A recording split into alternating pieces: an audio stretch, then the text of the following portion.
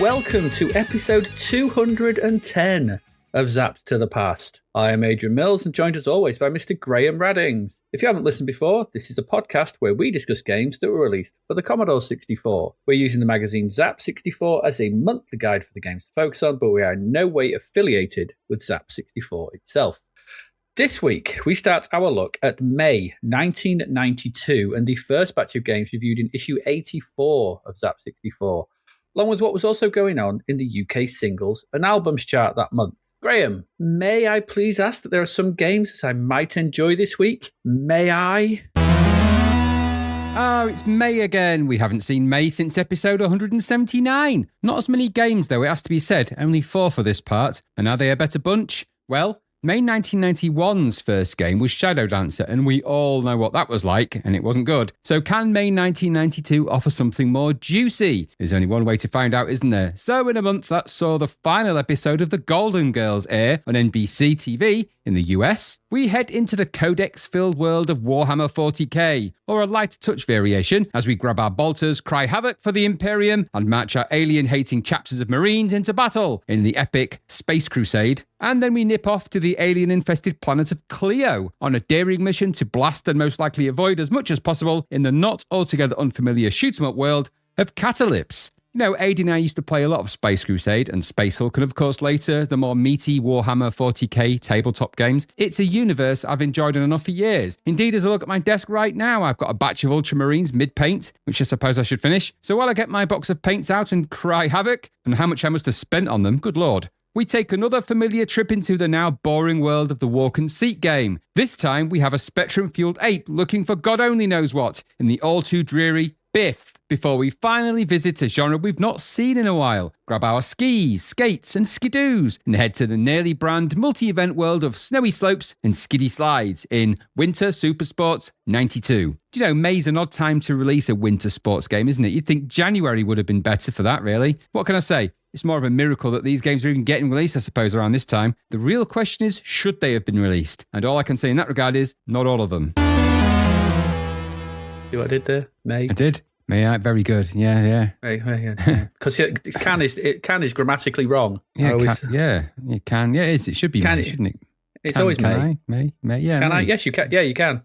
So, yes, well, we've said it before, haven't we? And we've said it, I'll say it again. This is the month of May.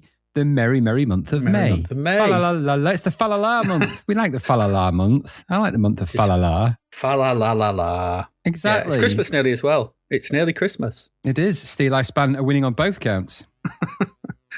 What? Are they fighting each other, but they are one? Well, Catalyspe sang This is the month of May, the merry month of May, and they also did Gaudete. So they obviously have a lot of things that end in A, which they do. Say, yeah. What else do they have to end in A? Being the Catalyspe aficionado that you are. Below the Salt was their album. That's Below the Salt A. And I don't know. I'd have to dig into the Catalyspe world. And that's not a world I'm prepared to go back into. It's like Middle Earth. I feel I put you on the spot there, and that was a bit on the fire. I find me Hessian pants if I'm going to do that. Underpants. Always. They chafe. Underpants. Oh, such chafage. They never wear out, though. They never wear out in the crotch. Your crotch wears out. It would before the Hessian, yeah. You go. Where have I gone? I've disappeared. Anyway.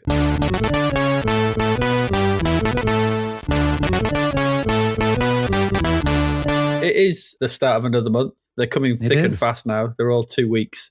2 week episodes from here on out. Due to lack of games, obviously. So, as ever, before we progress to games, we have a cover to look at. Of course we do, because it's a new month, isn't it? It is. Now, all right. So this is a Space Crusade in it. So it's a big old bug-eyed monster and some aliens and stuff. I think that's what it's is that supposed to be from about. Space Crusade, is it? Is that what that's supposed to be from? I think so. But, right, this is 1992, isn't it? It is. When I saw this, I was like, is that Starship Troopers? Yeah, it does have a little bit of that about it, doesn't it? Starship Troopers is what, 96? The film? I don't know if the story was written before that. I don't know. Oh, the Robert Heinlein one. Oh, yeah, I suppose, yeah. But the film definitely... It does look like Starship Troopers, though, doesn't it? The brain bug and the sort of bug things. Yeah, absolutely, it does, yeah. And the little mini bugs that come out when the brain bug comes out, it does look a bit like that.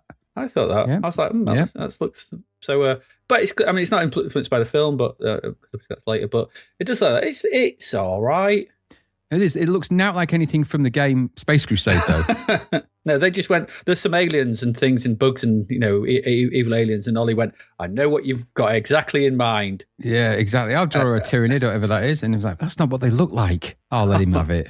Let him go. It's too late now. Yeah, it's too late. But and it doesn't look like as well. It doesn't look like you're on a Space Hulk. It looks like it's in a cave. That's why I didn't think it was that. I thought it was something else, but clearly it is that. Well, I don't know what else it could be. I mean, it might be Biff. Slug it out with Steg. Is that something to do with it? Because that's kind of sluggy looking. Oh, maybe it could be with Steg. Yeah, I don't know what Steg is. I don't. Maybe it's Steg. Another Cody's classic. So what does that mean? We haven't played that. It must be next episode. We've got Steg.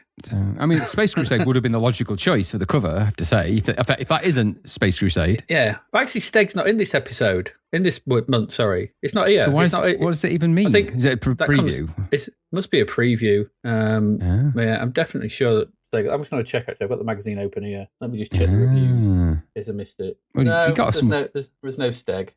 You got some freebies there, though, haven't you? You've got an eye-popping poster of Elvira. Is that hand-drawn as well? Is that? No. It's that picture that you see there. I'm looking at it right now, in fact.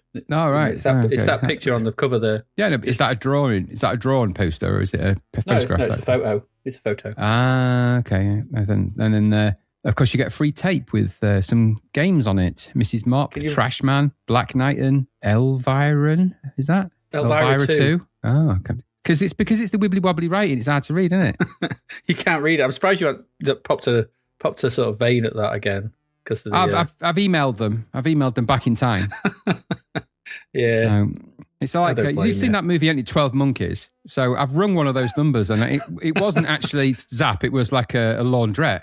So I left a message, and I'm hoping they'll reconstruct it in the future. So it'll be like me going, I think your magazine is crap. Have a Merry Christmas. Like that. So I don't know why it turned me into a Muppet like Kermit. I don't know either. That's what happens. That's what happens in future voice. Time traveling voices, they just become Jim Hensified. What is this? That's a very accurate name for that. Frank Oz. Frank Ozid. They become Frank Oz. You get Ozified, yeah. Ozified, yeah, Frank Ozified, obviously. You see that competition in the bottom right there as well? You can win every KITT game on the market. What a crap prize. There's not many good ones, is there? I don't know. What did KITT do? They did loads of re-releases, didn't they? Yeah, to be fair. Budget re-release of. They were a budget label for someone. Is it Elite Kicks? I don't know. I'd have to check. You'd have to do some lemon in on that. It's a bit of lemon. Yeah, let's see if I can find them. Company group. Here we go. Look at this on the job reporting. I know. Meanwhile, exclusive review in here. It is Elite. I thought, well, that's not so bad. There might be some decent ones amongst the trash. There's a lot of games. There's a lot. Yeah, there would be. There's 3 pages of them on lemon. I know, but nothing says cheap price like win the bargain games, does it? It's not even full price.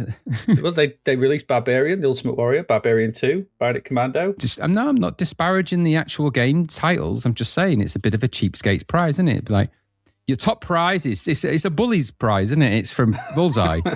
You've won every budget game out there. Oh, I could have won the latest ones. How much is that worth? £85. Yeah, exactly. Can you imagine if they extended that to every prize? So you haven't won the best car in the world. You've won the budget car. You've won the Metro. I could have done with the better one. They did used to win the Metro. They used to have crap prizes. You believe it or not, they brought that show back, and the prizes are still crap. What, Bullseye? Have they? Yeah, it's back. Yeah, with Freddie Flintoff now instead of Jim Bowen. Yeah. Oh, I don't know about that. Not sure I agree. Does it still have a good audience? They're of a type. They're of a type. They're of a type, yeah. They still have one darts player who claims that they play darts, and they have one darts player who blatantly can't throw a thing in a straight line, let alone a pointy stick, really, or pointy arrow. So, I was watching a brief clip of one where the guy was like, he wasn't as bad as Trouser Press Land. I think he won a decanter. I can't remember now, but in the end, they couldn't beat the final game, so they actually just won like a tankard full of cash and some darts, and then the bullies bendy bully thing. They're still doing them, but they'd have had a job lot to get rid of. I bet in an ITV warehouse, there's some guy going, "Oh, thank God they've been taking up space for all this time. We've had millions of them made, and we didn't know what to do with them." Probably. Anyway, but there you go, bendy bully. What do you do with bendy bullies? I mean, to think. Beyond What do you do with them? 0898 telephone calls. Well, I suspect landfill is probably where most of those ended up. But yeah, true. Bloody bendy bully. Yeah. Anyway, there's your cover. It is Steg, I think, on the cover. I did think it was Space Crusade, but it's not. It's Steg. Yeah, it's just Steg, whatever that is. Well, I'm looking at the preview here, and where is it? You're a slug. No, it's got to be that then. What? Yeah, you're a slug. So it's obviously a. Stop giving covers to previews. Before You've got Space Crusade there. Yes, you do. Yeah, well, that's what I said. The logical choice is Space Crusade. A humongous license, amazing opportunity to do any kind of a visual. What would have been right up Oliver H. Street as well. Yeah, it's like what you did for Space Gun the other week, the other month. Yeah, yeah. Or, you've got all the facial characteristics, the straight line of angry looking teeth that he draws, sort of like Green Beret type faces. That'd have been perfect for Space Crusade. Yeah. I'm wondering if some money swapped hands here for the cover and a preview. Oh, it's got to have done because they probably actually couldn't have afforded to have the license. Knowing how much it costs for a plastic miniature of the damn things, I suspect there was like, can we put one of your Space Marines on the cover? Oh, it's £20 million for that. What? Yeah. And you need to paint it with our paint. Oh, God. Yes. It's going to set for years. Ollie Fraser's not going to have. There's not that much paint in the world. Yeah, and you're going to need to paint at least 3 layers of different paints on there to get the colour that you want. Yeah, you've got to build up the layers slowly. Why can't I just have 1 layer? Do it right. No. 1 layer. Stupid paint rules. No. There you go. That's the cover. Steg. It should be Space Crusade, really. Something called Bonanza Brothers as well. Don't know what that is. Sounds cowboy-y. I'm getting cheap Mario Brothers knockoff vibes from that name. Yeah, Bonanza Bros. True, actually. Yeah. Before we get into the games, though, something I forgot to mention last week. We have a Patreon. You can sign up. You can join us. You can patronise us at patreon.com/Zapped to the Past. Chip in some spondoolies and help us keep going through these last batch of Zapped 64 games. So that's less of a price of a pint of beer, well less. And it helps you get your episodes ad-free and early, access to our Discord.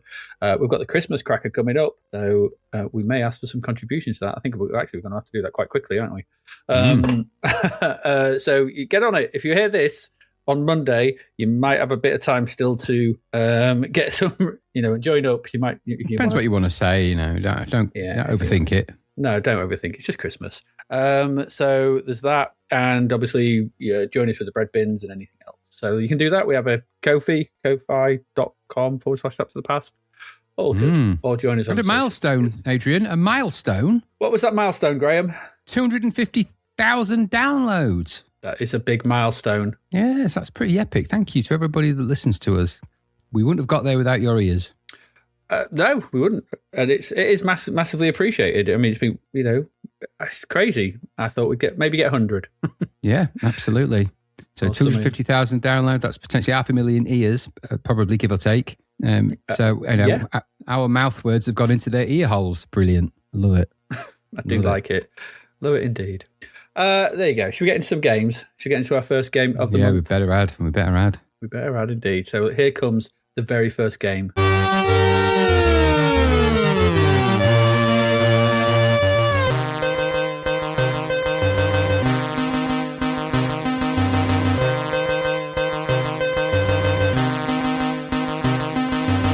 And that game, it's what should have been on the cover. It is Space Crusade. Yeah. Space Crusade, a big game this month in the form of Gremlin Graphics' conversion of the board game Space Crusade.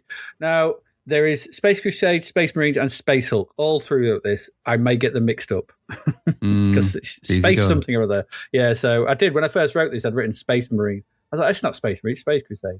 So just if I do mix it up, don't worry. It is what it is. Now, we've not had that much fans angry if you do that, by the way. They will be. They're the kind of fans that do take that sort of thing very seriously. I know because my eldest lad is one of them. Well, I'll do my best to keep my Marines, my Hulks, and my Crusades in the correct order. I think you'll find that the I don't know who to. We have a phone number. Honestly, he's crazy. He'll be ringing you in the past. He's got my number, of course. Why did you get Space Crusade wrong? Happy Christmas. Why do they always say that? Now, we've not done much luck with conversions of board games, and one needs only cast their mind back to the debacle that was the conversion of Hero Quest to shudder and shake at the prospect of a Space Crusade conversion on top of that. But with a score of 93%, and this score being echoed across the other magazines of the time, maybe they've got it right this time, or maybe it's the hope that kills you. Find out. So as noted, the publisher here is Gremlin Graphics. The producer is Peter Cook. Weird that, isn't it? It's like taking a bit of a break from Dudley. Yeah, he wrote a book. I did. This was coded by Mike Chilton, who did the pretty decent Fire Trap, if you remember that. Yeah, Chilton and the Wheelies. That was his band. And the Wheelies, yeah. The not-so-decent P-47 Thunderbolt with the upside-down mountains. But the problematic Predator, which had its issues. But was okay coding-wise, and it was all right. Yeah. Visuals here by Ross Harris. He did Carrier Command, which was an odd one. P-47 Thunderbolt and Sonic Boom. Okay. And the music is by Barry Leach. Good old Bazza. Yeah, and this was released across the big formats at the time, so Amiga, ST, Amstrad, DOS, and Spectrum. All the 8-bits, so getting a one last big hurrah, really. Also a release of this, and of course the C64. But before we get to the game, though, what the hell is Space Crusade, Graham? What the hell is it? You better explain, and you better settle in. It's going to take a while. Well, don't get any of it wrong. For God's sake. Well, this is straight from the wiki. Space Crusade describes it thus, the wiki for it. It says, Space Crusade is an adventure board game produced by Milton Bradley, together with Games Workshop, first made in 1990. Produced in the UK and available in some other countries, including Finland, Ireland, France, Spain, Denmark, Australia, Hellas, I don't know where that is, and New Zealand. In Germany, Italy, Belgium, and the Netherlands, it is known as StarQuest. I did not know. I didn't know that. That's what it says. I don't know if someone's gone in and altered that, but maybe they haven't. It is a sister game to Hero Quest, also produced by Milton Bradley and Games Workshop. It uses many of the concepts of Games Workshop's Space Hulk and Warhammer 40,000, or Warhammer 40k, games, but at a much simpler level of gameplay. The game was designed by Stephen Baker, and the original box artwork was by Jim Burns. That's the précis from, that's kind of what it was. I'll go into a bit more detail.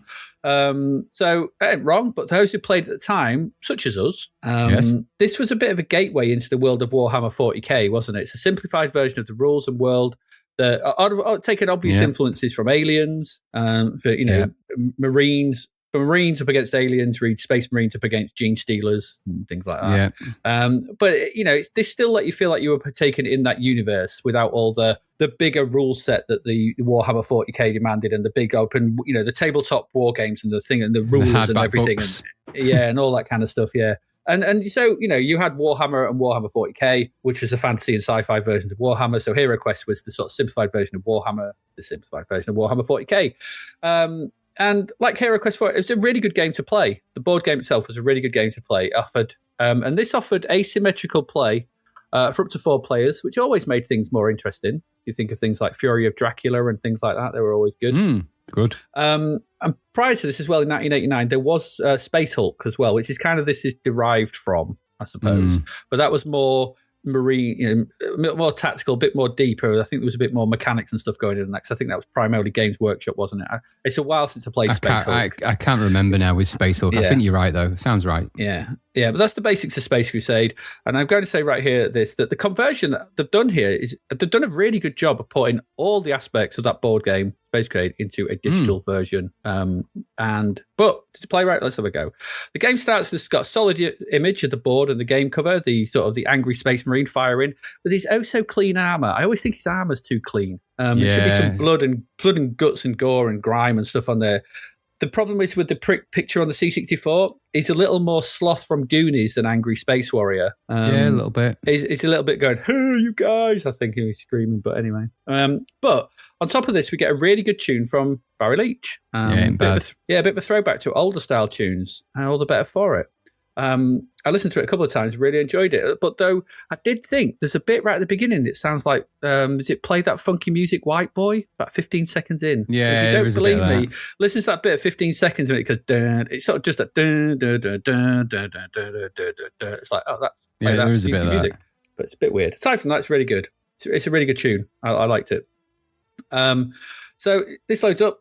We played the disc, I think it was the disc version, a press of the fire, but it might have been the tape version that got cracked because of the way that the code delivered. Probably. A press of the fire button lets us choose the language of the game under a decent version of the Space Marine logo, and then we get some credits before the main game loads in. The music cuts out at this point, and that's the only time you're going to get any music. All right, that's it. You have that one tune, that's it.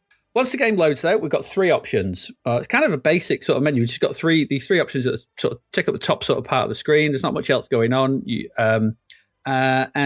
are select chapter, select mission, and expansion missions. The expansion missions were basically for extra missions that would be released at a later date. I'm not sure if they were ever released for the C64 edition. Maybe they were, maybe they weren't. Pressing the button here didn't seem to do anything. Select mission This allows us to select from the 12 different missions that the game offers. And these all have these titles: the Seek and Destroy, Eliminate and Survive, Disable Alien Vessel, Locate and Rescue, Locate and Retrieve, Purge and Withdraw, sounds grim, Interception, Exterminate, Locate and Exterminate, Sabotage and Withdraw, Destroy Alien Ship 17, and finally, Destroy Cube of Chaos. These are 12 missions. If you click on any of these when you're in that, you control an arrow, and then it takes you to there's like a flashing arrow in the bottom right corner. You click that. You get a description of the mission, and then you return to the main screen. And it also says there's extra detail in the manual. You can go read all about the missions in the manual as well. And the manual is actually really good for this. 36 pages in length, loads of detail in it. Lots of stuff. Everything explains everything. It's really good. The manual for this. We'll link to it in the show notes. If you are going to play this, find the link here, and we'll put the link in and go have a read through that, because it really does help you understand what you got to do and everything. Because it also explains the rules of the board game as well, which is kind of cool. And it sort of goes through how weapons work. And it's a really good manual.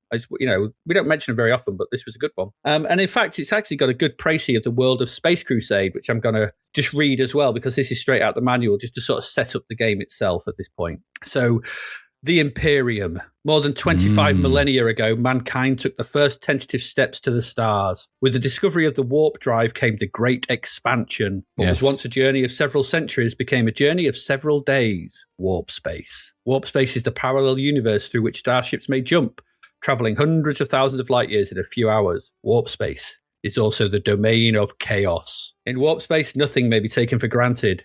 It is a universe filled with cross-currents, eddies, and whirlpools of power. Ships have disappeared without reason and emerged from the warp centuries after they entered it, millions of light years from their destination. These derelict starships, distorted beyond all recognition, are known as Space Hulks. The Age of Strife. During the Great Expansion, man reached ever further into the stars. In time, the hidden powers of the warp came to be noticed. By entering warp space, man had awoken an ancient evil. The minions of chaos had escaped the warp. The first great war, known as the Age of Strife, had begun. For more than 5,000 years, warfare racked mankind. Nation battled with nation. Planet fought planet. System destroyed system. Abandoned colonies perished by the scores, whilst aliens plundered and grew fat on the wreck of humanity. Then came a saviour, the Age of Strife, arguably the greatest time of peril man has ever faced, brought forth the greatest man history has recorded, the man who would be known as the Emperor of human space, a shrewd diplomat. He gathered the fragments of human society and formed them into the Empire. A brilliant soldier, he conquered and reclaimed a world lost to chaos. For this task, he created the Space Marines, the greatest warriors of all. The Legion Astarte is the official title of the warrior organization known as the Space Marines. Its warriors are acknowledged as the most powerful and feared fighting men in the Imperium. In numerical terms, the Space Marines are a small force, but their superhuman ability and fearsome reputation make them worth many times their own number in conventional troops. They are held in awe throughout the Empire. Space Marines. I don't need to read this bit. There you go. That's the history. There you go. Yeah. We discovered warp speed. We woke up chaos. They came out. There was a big war. This guy turned up and created the Space Marines, and we're fighting, and they're all basically all chaos and stuff. They're all sort of transporting around on these space hulks and stuff, which have been thinking, and that's it. Right, there you go. There's probably loads more to it. I'm sure there are. There is. Yeah, I'm sure there is. There's hundreds. There's hundreds of books. There's hundreds of comics. There's hundreds of magazines. There's hundreds of everything. There's loads of video games on this. Entire lore around it. Yeah, entire lore. There you go. I don't have time to go into it right now. No, but that's because it's just this game. And that's where this game comes in, really. Once you've selected a mission, and of course it's best to start at the first one, you can choose select chapter. This confused me at first because I was looking at it going, chapter. So is chapter a part, are they split into missions or whatever? Because a chapter implies sort of thing and a mission within it. I thought, I don't know what it was. But that's not what it is. What a chapter is, this is where you select how many players are playing, because like the board game, you can have all three of the chapters from it controlled by a separate player. A chapter is one of the sort of Space Marine groups, I guess you call them, or bands, or whatever you call them. The three chapters are the Blood Angels, the Imperial Fists, and the Ultramarines. Again, the manual has appendices on all of these to give backstory to each one, so you can go read that. And just say here that you control all of this with a floating arrow, like a mouse pointer. It's not the best, but it's okay. It don't get in the way too much. You control the whole game pretty much with it. So you kind of get used to it after a while, how to control it and point in the right direction, but it's all right. Selecting one of the chapters brings up three options underneath it. the setup, load, and status. Load allows you to load in a previous squad on disk, or on tape, you're given a code. You get a code given to you upon completion of a mission, and you type this in, which is pretty clever to bring back your old squad. That's pretty clever. There must be some stuff going under the hood. Status allows you to see the current status of your Marine chapter. So as you progress, if you progress through the missions, the better you do in them, you get promoted and you get ranked up. And there's loads of different ranks and stuff that you can progress through it like that. Finally, setup, which is the main one you want to really go into here, because this allows you, first of all, to select the weapons for your commander. So Space Marine chapters are made up of 1 commander and 4 regular Marines. Space Marines. That's how the setups. You got your boss and you got your 4 grunts. And your commander can have one of 3 choice of weapons. They're the power axe and the bolt pistol. They give average. It's better than the Marines, but they give average hand-to-hand combat and ranged ability. So you can shoot with a weaker gun and you can fight. Okay, best of both worlds. It's the all-rounder. There's the power sword and power glove, which means you can't shoot, but you're basically a tank in hand-to-hand combat because you've got 2 really powerful hand-to-hand weapons, and that's what you just want to go up to things and hit them. Or there's the heavy bolter. This is 2-handed. This means you've got better firepower, really strong firepower, but in hand-to-hand combat, you're the strength of a regular Marine. Okay, so it's up to you. Tank, close-up combat, distance combat, or a bit of both. It's basically those kind of things. We've seen this in loads of games. You can also select your equipment and orders here. And these are things that you can use within the game itself. They're 2 different things, equipment, and you can customize these to orders. Orders basically will give your team an order like move at double speed or load heavy fire and things like that. And equipment allows you to sort of chuck grenades and things like that. You can have 2 of each, I think, and you can pick those depending on within the game itself. So you can pick those here. What loadout? It's basically a loadout, and you pick what you need. I'm not going to go through them all because there's quite a lot, and they're individual to each chapter as well, all listed in the manual, and that's quite good. Again, this is all straight from the board game, I seem to remember, so this is quite good. They brought a lot of it over. Once you've selected what you want, you've got your loadout, you get to kit out your 4 Marines. Now here you've got to sort of make a choice. You've got 4 of them. They all seem the same. They've got different names, but you've only got 3 heavy weapons and 3 bolters. So someone's not getting a big gun, basically. No. The big guns are the assault cannon, the plasma gun, and the missile launcher. And again, in the manual, it shows you how these work, whether, and sort of damage and how, when you sort of fire them, how they do their hit damage, and whether they sort of, like the plasma gun goes in a direct line or just hit anything in a big long line, including you if you're in the way. Missile launchers hit in a sort of group, stuff like that. So again, that's all in the manual. And so you need to pick, you pick these 3 and give someone the bolter, and that's kind of what you do. Once you select who gets what, you go back to the chapter select screen and then select done if you want the game to start, or you could do the same for another chapter. Now you can play this single player and have all 3 chapters controlled by yourself, or if you've got 3 mates around, you could each control a chapter each. It's up to you. The game does it like the board game does it. Completely up to you. The board game needs 2 players. The computer plays the aliens. You're the chapters at this point. If you're happy with your choices, selecting done takes you back to the first screen, and there's now an option on there to say start game, which commences the loading of the first mission. So we get in, and the game itself, it's a turn-based strategy game, essentially. And the premise is that you have boarded a derelict Space Hulk, and there's a description of how they do this in the manual, which is nicely written. And you've just got to explore it and complete your mission, whatever that may be. So seek and destroy, or exterminate and locate and exterminate, or purge and withdraw, or destroy the cube and things like that. You've got a job to do on the Space Hulk itself, and that's what you got to do. And then once you've done it, you got to get back out, and hopefully get back out with all your team. You don't want to lose your team. That's the problem. The game itself. So the game screen is split into 4 chunks. There's 4 bits, and the main chunk of the game is like where we see the game itself. This is the game itself is icon driven for the most part, although you can use keys as well to speed up the process. So it's kind of joystick, keyboard, and you get quite quick at knowing what the best keys are. And like you press S, and I'll come to them in a bit, but you kind of get quite quick. And I'll use the joystick to move the pointer, and then I'll use some keyboard commands to choose my Marines and things like that. So it's not too bad. I can imagine this working really well with mouse and keyboard, which is, I think, what it was built for. Taking up the bulk of the screen in the top left is a 12:9 top-down view of your location. So like the board game, the Space Hulk is represented by squares. It's a grid, okay? It is. And these make up like open passageways, open rooms, doors, walls. They all take up a grid space depending on what it is, and that's how you see it. Around this view, there are 4 arrows: top, bottom, middle, and top, bottom, left, and right. You can press these to scroll the view in that direction, so you can move around, have a look, because it's a zoomed-in view of the Space Hulk.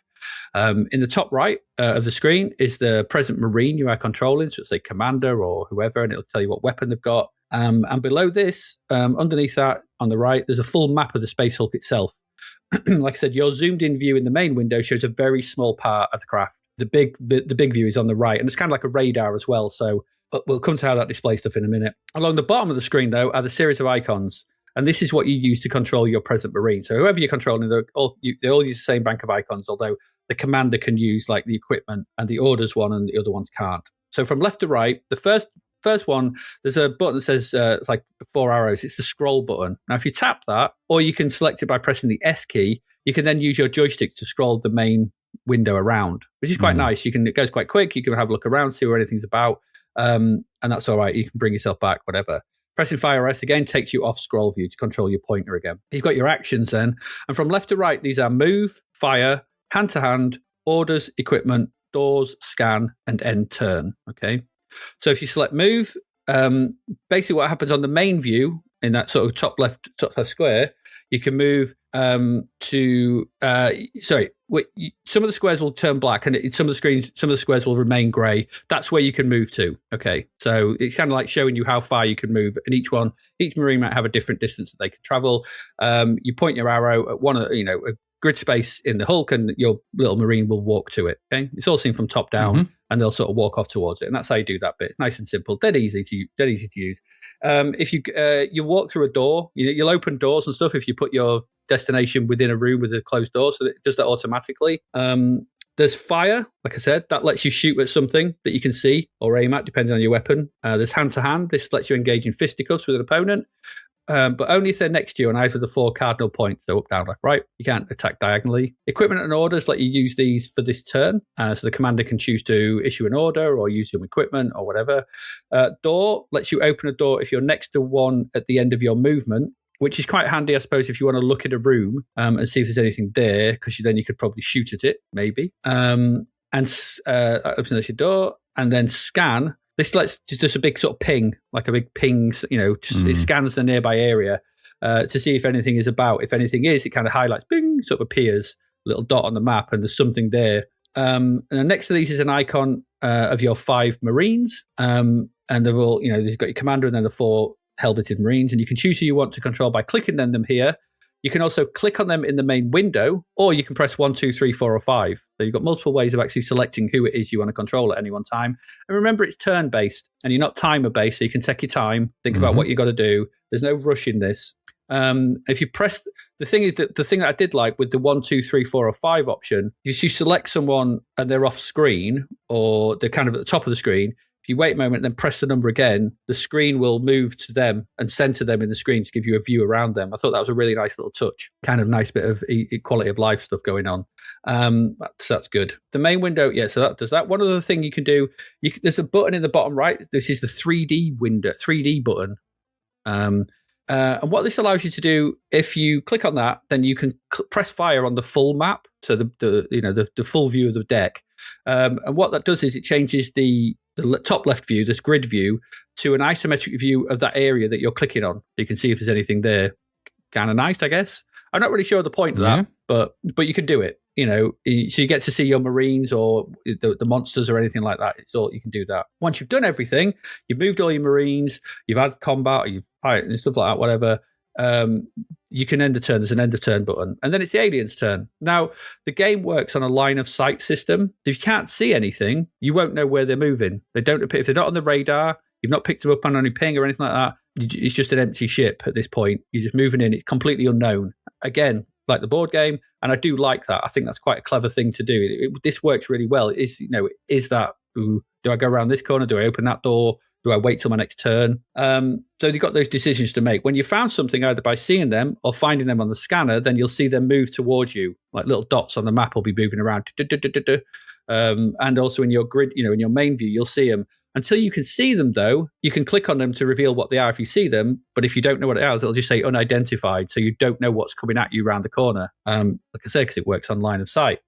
But there are kind of different creatures in this. There's orcs, there's androids, chaos marines, so on and so on. There's all kinds of, soul sealers I came up against. And when you do come up against them, combat is carried out with a series of dice rolls. Again, like the board game. The full map section in that right-hand side changes to a series of dice. There's 4 red and 4 white.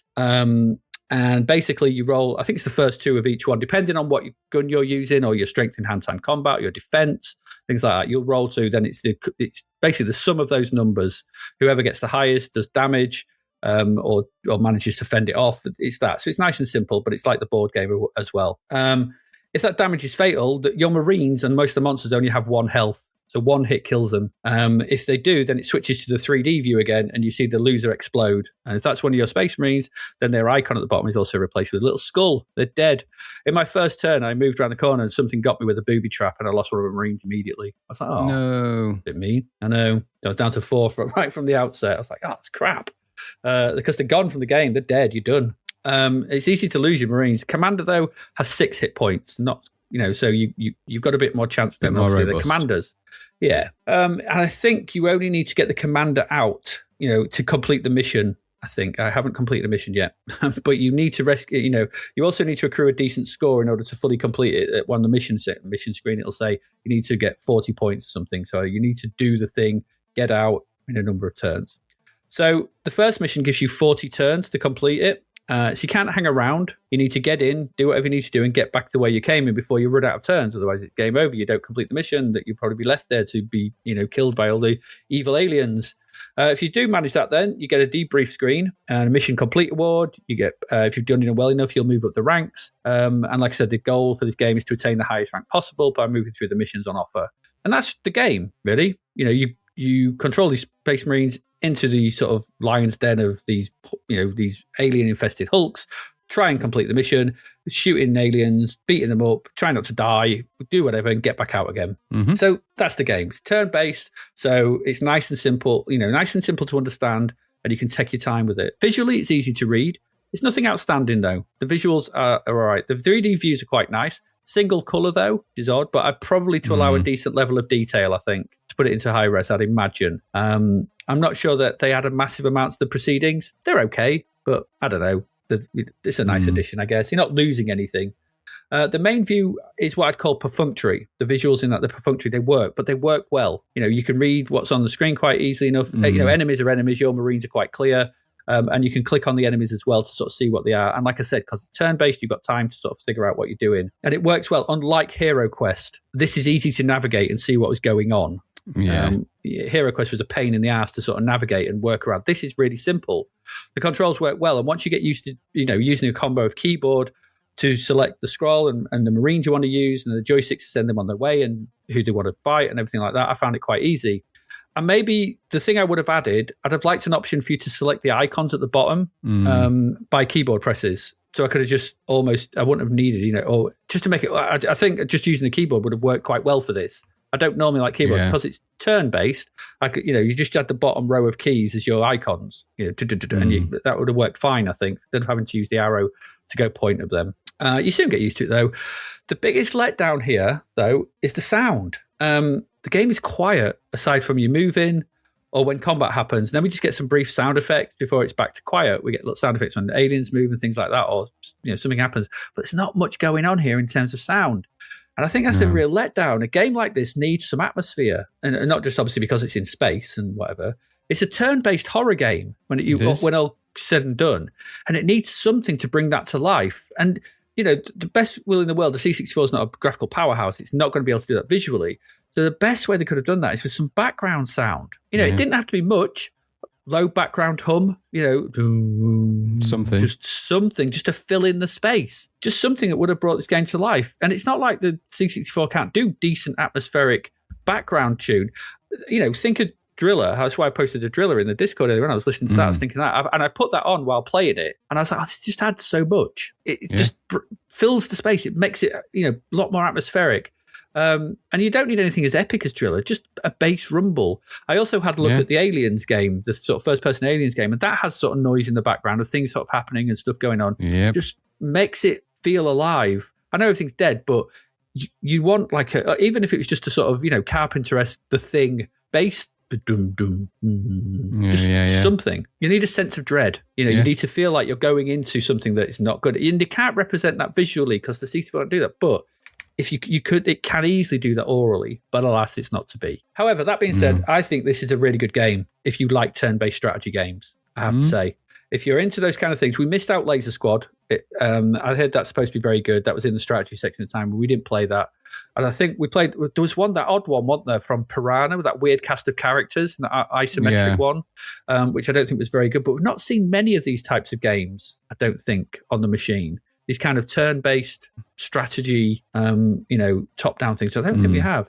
But I thought this was a really good port of the board game. It's pretty much the board game in digital form. They've got everything in here. Now, it may feel a little slow when playing, but when you first encounter an alien, they move a lot faster than you. And I figured, is it because you're a space marine and you're in big hulking armor and you can't walk fast? I thought, is that what they're doing, or is it not? I don't know. Because the aliens move quite fast around when they do their movement. They are quicker though in the game. Yeah, that's what I mean. So that's what I like. So I thought, so what felt slow at first actually. They're trying to give this sense of weight to these Marines who can't move fast. All right, that's quite a nice touch. The line of sight works really well. The moment you ping, I got moving into the first level, and I found one or two aliens, and I got into this room, and I pinged my scanner, and then it just went beep, beep, beep, beep, beep, beep, beep, beep. And I was like, oh, crap. Because I was like, what? They were coming from all directions. You're trying to figure out just where to position your team for the oncoming threat. I was like, this is going to be bad. So it works. This game works, and it works really well. There's a lot to admire here. If you like your games that are a little slower paced, a little more tactical, it's a great example of the genre on the C64. I wasn't sure what to expect of this, mainly because of Hero Quest. But I have to say that the time I spent crawling slowly around the abandoned space hulks with my squad of Marines, it's very enjoyable. Add to the fact that you can play this like the board game. You have a couple of mates, you could each take in turns and stuff. I think it's a bit of a surprise treat this year. We've not had many like this, but I was like, this is actually really good. I would highly recommend this game. I think it works exactly as it wants. Just put the soundtrack to The Thing on or something in the background, and you'll have a whale of a time. I really enjoyed it. What about you? I'm a bit torn with this. So on the one hand, it is quite a good version of Space Crusade. I'll give it that. But my question here is that Space Crusade was the in for people that didn't want to go as far as Warhammer 40k and wanted to play the tabletop game, and that was their in. I don't know that this game is going to attract those people. I think because I think it's in a difficult position of where this game, because the game was designed for a sort of purpose, and this sort of does emulate that purpose, and the actual way that it plays is okay, it's fine. It's a little bit, like you said, underwhelming graphically, maybe here and there, and hourly, yes, there's a misfire there. It could have done with just some more, sinister audio in the background. Would have helped with it. But the problem I have with this really is this better than the board game? Is there a reason why you would play this over the board game? It's a bit more instant, doesn't require the setup and everything else. It's cheaper. Don't require a second player. Doesn't require a second player, but that's kind of the fun of Space Crusade, though. It is. I'm not saying it isn't. And so that's why I said I'm torn with it. I think it's not a bad version of Space Crusade. Space Crusade was always Warhammer 40k light. And it's based in the lore of Warhammer 40k. So gene stealers are related to Tyranids. Gene stealers are the things that ultimately create the Tyranids later down the line. So they start off as they steal the genes and they work the Tyranids through the system, don't they? That's how they sort of become the chapters of the Tyranids. Tyranids. I can't remember the name. Yeah. So gene stealers are just the people that steal the genes and inject that genetic material into the early whatever they take over, and then gradually over time they become Tyranids. And that's how they sort of form. And the Space Marines were sworn to destroy them, weren't they? That's kind of, they have to destroy them. That's where they sort of stepped in. There's a lot of good stuff going on, and it's helped by the fact that Space Crusade was a really good game to begin with, and they haven't quite cocked it up quite as royally as they did with Hero Quest. So there's good stuff in this. There is. I'm not 100% sure who the audience for it is, but as you rightly say, if you're wanting to play a kind of turn-based game of this type on the C64, there aren't many that are any good, and there certainly aren't many of them anyway. So this is probably about as good as it's going to get for this kind of thing. You can get into it. It is quite good fun. As you get more into it, it just is a bit atmosphereless. But as you get more into it, I can imagine that you could have a good time with it. My only complaint, as it were, is would I prefer this over the tabletop game? And I personally wouldn't, because the whole point of Space Crusade when you buy it is that you've got the tabletop and the miniatures. That's Warhammer. So these computer versions, they become massively popular later, and they are very good. And this is a good version of that. But just from my own personal preference, I just preferred I prefer a physical game. But that's only my preference. That doesn't mean this is a bad game. It's not. Did it deserve 93%? I'd probably give it that, actually. I'd have given it up there. It's a good version of Space Crusade. There's no doubt about that. It's all there. Mm-hmm. And there's enough graphics around the edges to keep you interested in it. So I quite liked what I played. And it's a game I could go back to. I didn't play it, weirdly, on the Amiga at all. I've not played any other version of it, really. The only other thing I can compare it to is much later on the PC when you had the much bigger Warhammer 40k games. And I have to say that because this adheres to the rules well, it still plays almost the same. Admittedly, there's a lot of stuff that isn't in here because you've got 64k and whatever. But there's enough there to play it. So I would challenge anyone to go and have a go at this, I think, and just to try it. But I think you hit the nail on the head. Go and put the music for Driller on in the background or anything that's got a bit of sinister doom about it. Knucklebusters, maybe. Yeah, something Delta like that. It's just something that's got a good, good soundtrack basis that sits it amongst because without that, and the music isn't bad in it, but it's not it doesn't drive the atmosphere of a Space Crusade type game. It's only at the beginning as well, isn't it? It's just that's what I mean. It's just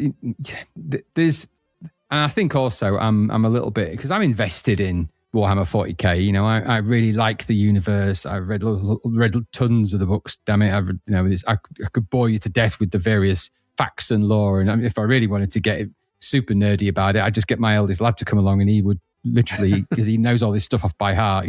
All of the rules for the modern ninth generation, whatever it is now, including, I don't know if you know, but they account for the Space Marines have changed. They've changed. They've got bigger.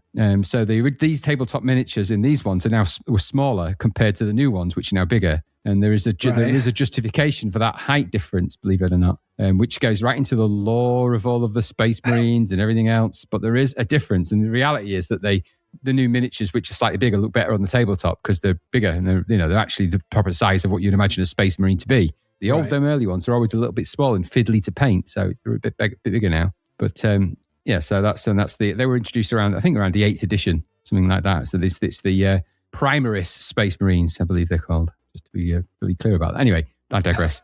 Good game. Go play it. I enjoy it, but I enjoy the tabletop more. But this is quite a good game also, and we don't have many of them these days, do we? So go and give it a go, see what you think. It'd be interesting to see what people make of this. Yeah, I think it's really good. It's really interesting. But it just works. They've adhered to the board game and sort of made it. It's just, like I said, just giving it that ability to play it. If you really like it, and you Billy No Mates, or you've got just a dreary rainy day, you could have played this, couldn't you? Yeah, you might have played it. You might have played it on the Amiga and stuff like that at the time, because obviously it was out on all of them. It depends what you had it on.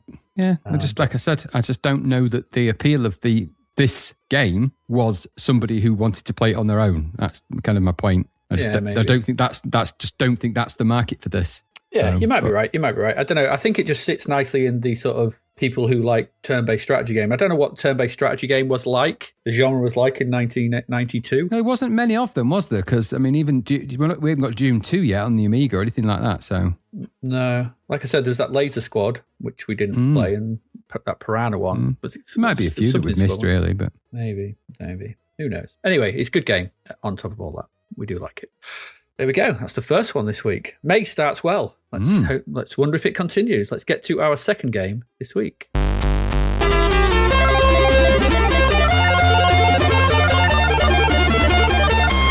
And Graham, that's over to you to tell us all about Catalypse. I don't like the name of this game.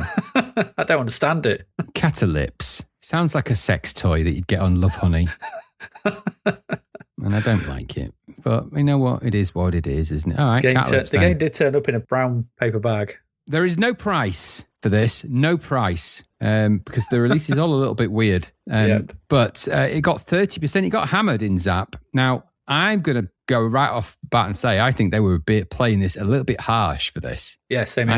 I think 30% is a bit of a slap. Why they hated on it that much? It's a bloody mystery to me, because it ain't that bad at all. Anyway, this was published by Genius. I was going to say Genius. I'll say maybe that's what annoyed him. It was coded by Andrea Pompili. He did Dragon's Kingdom, didn't he? That was all right, I think. Oh, yeah. The graphics are also by Andrea Pompili. Musician here is Michael Chishog. And I think that's Tishog. I don't know how you say that surname, and I ain't going to say it again. Anyway, he did the Never-Ending Story 2 music. Shugel, musician for the Anyway, he did the Never-Ending Story 2 music, which was actually quite good, if I remember rightly. What's it all about? Well, these condensed off. These are off the. I'm guessing somebody's typed in the documentation. Anyway, it is what it is. I'll try and skip the bit where it says load and how you do it, but it says, because it's a bit descriptive, it says these are the loading instructions and they're really quite direct, but they're written in also sort of gibberish as well. I'm just going to skip that. So the history, I'm trying to just find, it's like hard to find where this sort of begins and ends here. Okay, it just says, so I'll start with the history. The Galactic Federation, granting in the course of the centuries to the many civilizations in the universe to live in peace and harmony, is now in an emergency situation. I'm guessing this may not be the greatest translation. I don't think it is. In a far planet named Clio, a new alien race doesn't want to undergo the interplanetary laws. Okay. We don't want to undergo them. What do we want? Not the interplanetary laws. When we want them, never. Damn them Clios. On the contrary, after a few parsecs, spelled like insects, but parsecs, the aliens strongly attack all the planets, belonging to the Federation. Demon, the supreme chief of the adverse forces, is on the Clio. So I think I'd be on the bloody Clio by the time I read this. He's been on the Clio, watch out. He's on the Clio planet, and the Galactic Federation immediately understands that it is impossible to get over the major part of the planetary forces with its fleet. I don't know what that means. Therefore, the decision must be taken to assign this dangerous mission to the best pilot and fighter in the Federation by putting to his disposal a very new and powerful interstellar plane. Very new and powerful. It's written by Donald Trump, I think. Very new and powerful interstellar plane, the T2E, Catalypse. Okay. The charge of the pilot is that of penetrating and destroying with small and quick fighter the planetary defenses and possibly destroy the demon in Clio. You are the pilot. All right. Okay. I hope you are listening, because we're going to test you on this later. Okay. And then for the controls, it just says the joystick. I love this. The starship, as well as its arming, are used with the joystick in port 2. To maneuver the spaceship, simply move the joystick lever in the desired direction. Whereas to shoot, you have to press the fire button on the joystick. With some joystick types having the auto-fire, automatic rapid fire, the spaceship will not shoot. If this eventuality, disconnect the auto-fire. Okay, I think what they're saying is you can just auto-fire anyway. Yeah, I think so. The weapons, Adrian, are the weapons. In the various levels, the pods, additional weapons, can be collected in the space R8, i.e. Mega Blast. This is high penetration laser, raising up to 6 times. The Zig lasers, plasma bouncing laser, raising up to 6 times. Again, good. Catalytes, destroying satellites up to 2 times. Catalyzer provides catalytes with a gun. Ray laser, spreading gun with 30 and 60 degree shooting. The retro laser provides the spaceship with 2 back guns. You all need the back guns. Smart bomb, high potential bomb to destroy the aliens in the screen. Fire up, allows disposal for a limited length of time of all armings with the highest power. And the Bossolo. The Bossolo. That's the most random name for an upgrade ever. I love it. I want to collect the Bossolo. The Bossolo. If shot 3 times, an icon becomes free. And once it has been picked up, activates a special protective screen, making the starship invulnerable for a limited time. It's a shield, but we like to call it the Bossolo. And I'm behind that all the way. Yeah, absolutely. Goodness me. So there are 5 levels to this game.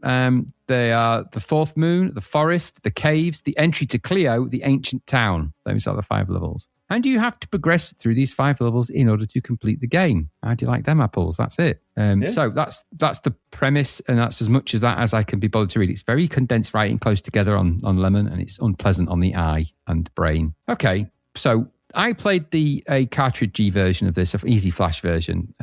And there's quite a lot of presentation to the beginning of this. So there's a nice opening sequence as such. They've clearly played a lot of 16-bit games, I think, these guys, or at least this is where it's leaning. So there's a nice intro sequence. It's got some indecipherable speech, but it has got speech in there. I'm not sure what he was saying, but it sounded pretty, he was well into it, whatever he was saying. There was a lot of it. There was quite a lot of speech in there as well. I mean, but it was obviously loaded off disc, and there's some good beginnings. The Catalypse logo and the music, pretty good, I have to say. Set the tone. Yeah. Quite nice music in this. Good old Michael Shirley, whatever his name was, he did all right. You got the Catalypse logo as well. I'm not a fan of that logo, but I'll let it go because I'm just not a fan of bas relief like that, but it's all right. Does what it does. It's quite hard to read. It looks like Catalypse. Yeah, it's.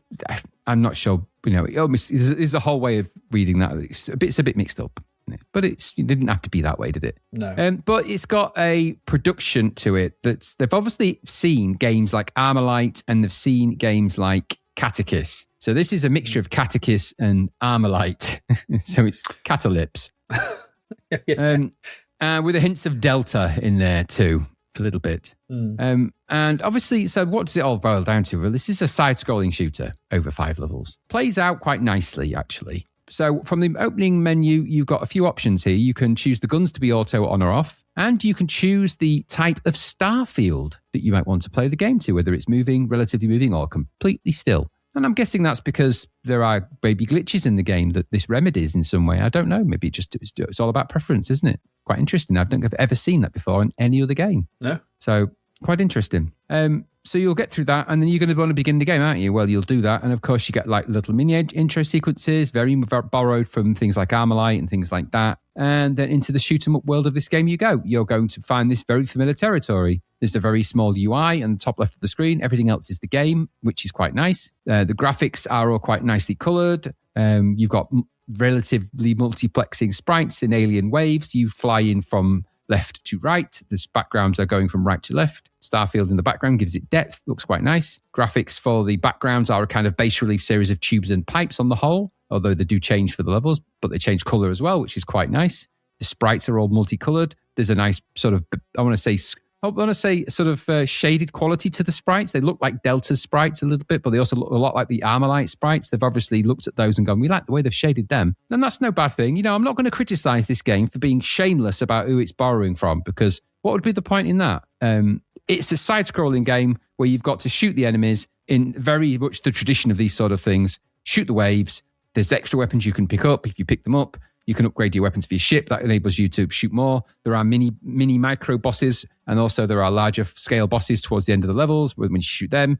And the levels do go on for quite a while as well. Obviously, when you shoot them, you're on to the next level, and so it goes on. It's a challenging game. You don't get a lot of lives, I think 3. And you can gain more lives as you go, but you're going to burn your way through them. You can't touch the scenery in the game, and you can't really touch any of the aliens either. You can sort of touch them a little bit, but not a lot, because they'll kill you, and then you lose a life. You can restart the game from, I think, not exactly where you left off, but you can, I think if you died on a level, you could start at the beginning of that level. I don't think it goes right back to the start. And that's kind of where you're at. Very old school shoot 'em up territory, this. Controls with the joystick, fire button to shoot, or hold down fire button for auto shoot, which is always a nice thing in any of these kind of games when they do that. Yep. There's not much more to say about the mechanics of this game. It's very bog standard shoot 'em up. Collect the stuff, shoot the stuff, avoid the stuff. Make it to the end, shoot the bosses right in the eye or the central pod bit, avoiding being hit or shot at or whatever. That's kind of the way this game plays out. Now, I suppose what you have to say is then, since we don't have a price of this, we don't know where it was coming in at. I'd hazard a guess that this would have been full price. It's not offering anything new. I'll say that. This is literally nothing new. In fact, I would argue that this almost plays like a best of the side scrollers on the C64 approach. So they've taken sort of the hints of graphics from this, bit of the scrolling from that, bit of the starfield from this, put it together and made a very competent version of that. It's exactly that. It's no more, no less. It's good soundtrack, good music, good sound effects. All of that is okay. There's nothing bad about that. Playable, I would say, in the sense that these games are. there's some issues around the... Now, I found this, and I don't know if this is just me, but I found that there was... I don't know if it was to do with the way that the collision was working on them, or whether the enemies were just too tough for my bullets. But the enemies on this game seem to take a little longer to blow up than they should have for a game of this type. Yeah, you're right. Which makes it a little bit over difficult, because then you're spending more time avoiding rather than shooting. And it's a shoot 'em up, not an avoid 'em up. And that's where I think it's borrowed bits of Delta, because Delta was more of an avoid 'em up at certain times than a shoot 'em up. And then some of the shooting parts where you've got to shoot some of the bigger enemies, that's more Armalite, because they required a lot of intense shooting and battling, and you really have to... But there's not a lot of stray bullets in this game, which you tend to find in these shoot 'em ups. You don't get a lot of that in here. The enemies are just tougher, so they just get in the way themselves, as opposed to shooting bullets at you. In fact, there's indeed some enemy types which are inexplicable. I swear one of them was Whizbit from the TV show. Whizbit was just in there. Oh, yeah, the little spinny hat. Yeah, little spinny coat thing. So there's some enemies of mysterious origin that just, I'm not sure what they are. And they just appear randomly. In fact, there's a little bit of randomness to the enemy types in this. Some are in patterns, some just seem to be strewn. And I'm thinking that a lot of the coding chops for this went into the scrolling and the sprite multiplexing, such as it is, although I didn't always see a lot of sprites on the screen. But I think that's where the money went. And I think the logic, as in placements, patterns, things like that, that's where this game, maybe if it was $3.99, which maybe it was, that's probably where the diminishment comes. So what I have to ask myself then is this doing anything new? No. Is it doing anything terribly offensive? No. Is it playable, perfectly playable? Now, they cite that there's some issues with it around, yes, the collision and bugs apparently. And later down the line, there's an entry on the games that weren't for this. Now, the entry for this is quite interesting because it's basically that there was an unseen version of this released much later that had a lot of the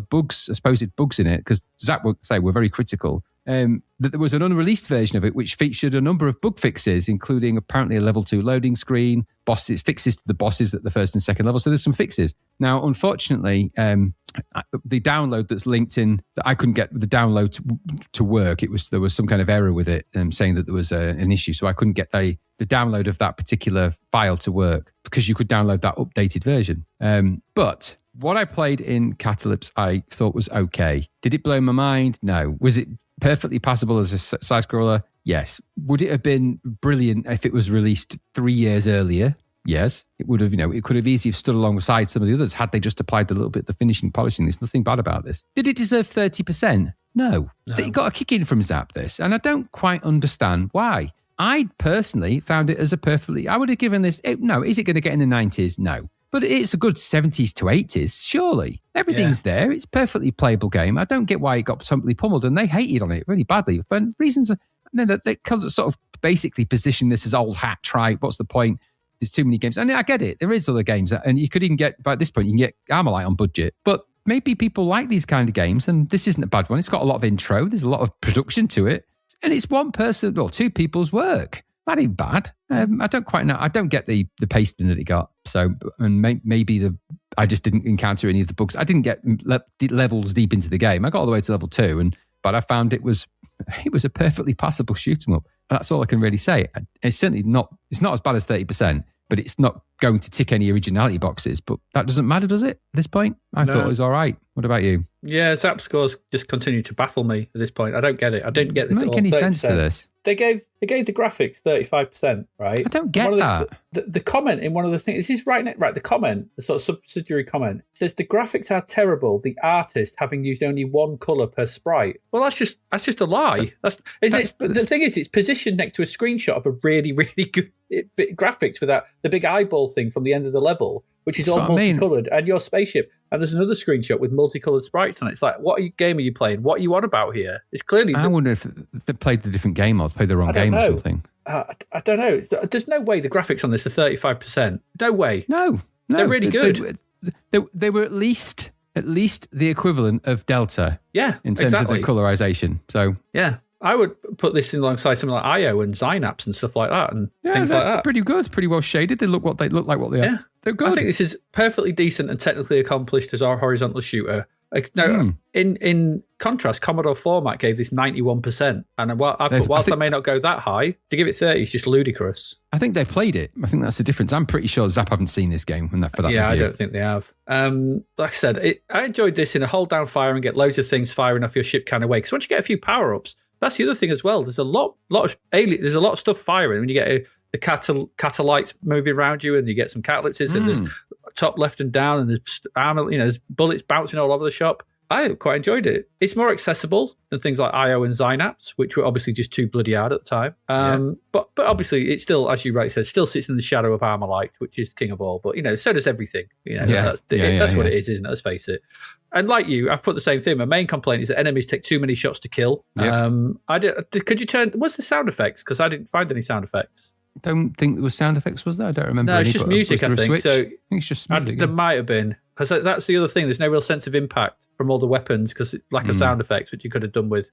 But I thought the music was really good, perfectly fine. There's some really good visuals on display. I really like the visuals. It's technically very good. There's a lot moving on screen and no slowdown that I saw. Yep. It's a perfectly serviceable late era shooter. Yeah, absolutely agree. 100%. It just needed a little more impact, and that would have made this all the better. Bullets should have killed them. One shot, dead. Small enemies, one shot and they die. That's the rule. Mm-hmm. The bigger enemies need more shots. That's your rule, isn't it? The bigger the enemy, the more shots. But your normal run-of-the-mill, come on. And I think that's just a bit of a misstep. Either there's something, like you said, with the collision, but I think it is literally that it's just tuned it a little bit too hard. But you put that down as it is. I had a perfectly decent time with this. I like the speech at the beginning, the demo aspects of the title screen and the high score table, all the waving and the wavy letters and everything. I didn't get it. I think exactly what you said. It's not going to blow your mind, but at this point in time, playing something like this, maybe go, yeah, this is all right. This is a good little game, good little blaster. Yeah. What's wrong with them? Right, and it's right in the C64's wheelhouse. Yeah, we've said this loads of times. It doesn't. Times. It can do this game really well, and it does. Yeah. There you go. Yep. So yeah, a bit of a weird one. This. I don't know. Well, in the review, I'm just going to go off. I was like, oh, it's going to be a really crap shoot 'em up, and I started playing it. I went, I don't know what they've done. This is actually pretty decent. Yeah, perfectly playable. Yeah, weird. So yeah, there you go. That's May. May started off well. Yeah, actually, that's not a bad start. Better than April. Yeah, yeah. It's already better than April. Already 2 games. Than April, better than March. Yeah, I think it might be the better best than February. So far. Probably better than January too. It's not a bad start, actually. Yeah, good old May. The merry month of May. We like May. Absolutely. There you go. There's our first couple of games. Nice to see us happy again, isn't it? Good. Yeah, smiling. Like a little Christmas present. Yay. Early Christmas present. We're going to go. Like the name Catalypse, by the way. I'm not. No, it's a bit wrong, isn't it? Catalypse. Either that or it's a male sex toy. Oh God! Purge and withdraw. Don't just. I bet they have names like the Gripper, don't they? Things like that. The Chugger. Oh God! Yeah. No. Let's get off that topic right away. We shall do. Let's go take a break, clean our minds, refreshen our palates. And come back. We've got a lot of music to talk about when we talk about what was going on in the charts for May 1992. So please do stay with us.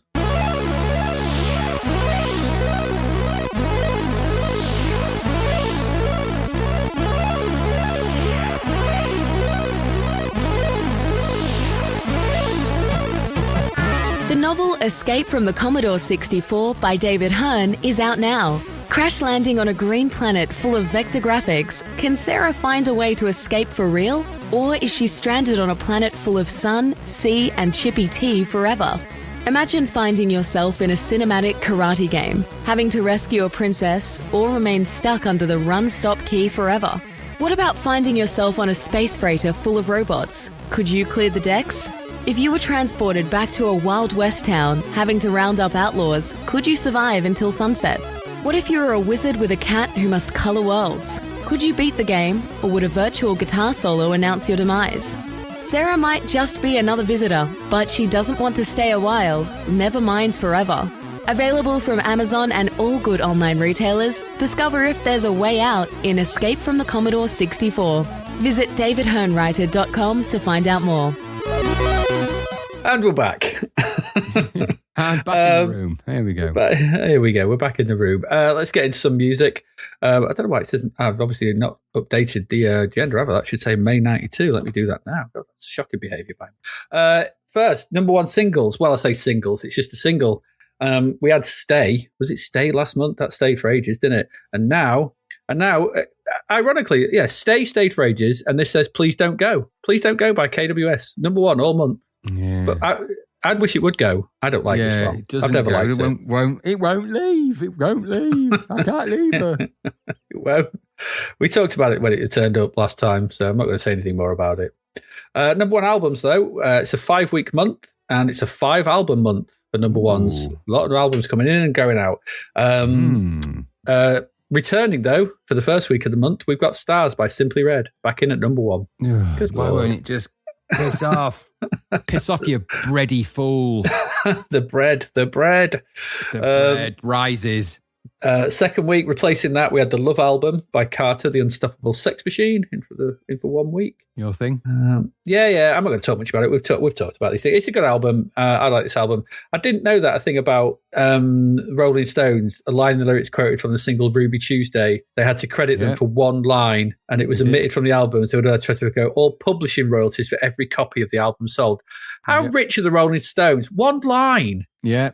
Honestly, I remember the text. It's that goodbye, Ruby Tuesday. Come home, you silly cow. Silly cow. Yeah. And I remember hearing about that and thinking, oh, that's never a good thing. And yet, there it actually was true. I thought it was like urban myth. That's just. Come on, Rolling Stones. You've got more money than this. Carter, a small little indie band, and you go in 1 line. We're having all your money. That's how they do it. It won't be them.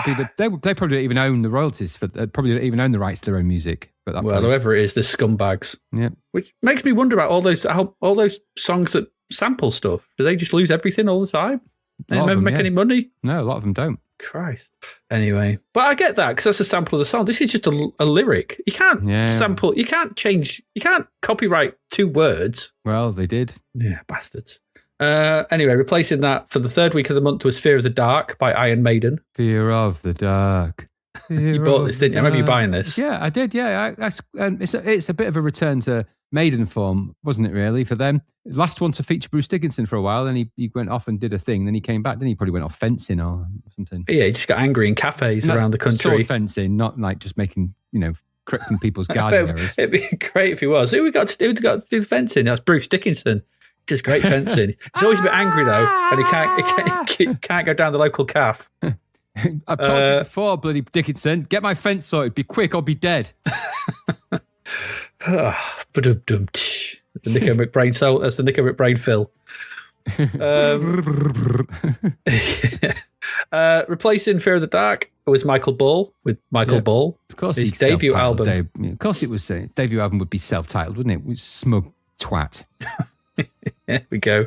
Love changes everything. That was like you liked that song, didn't you? No, you weirdo.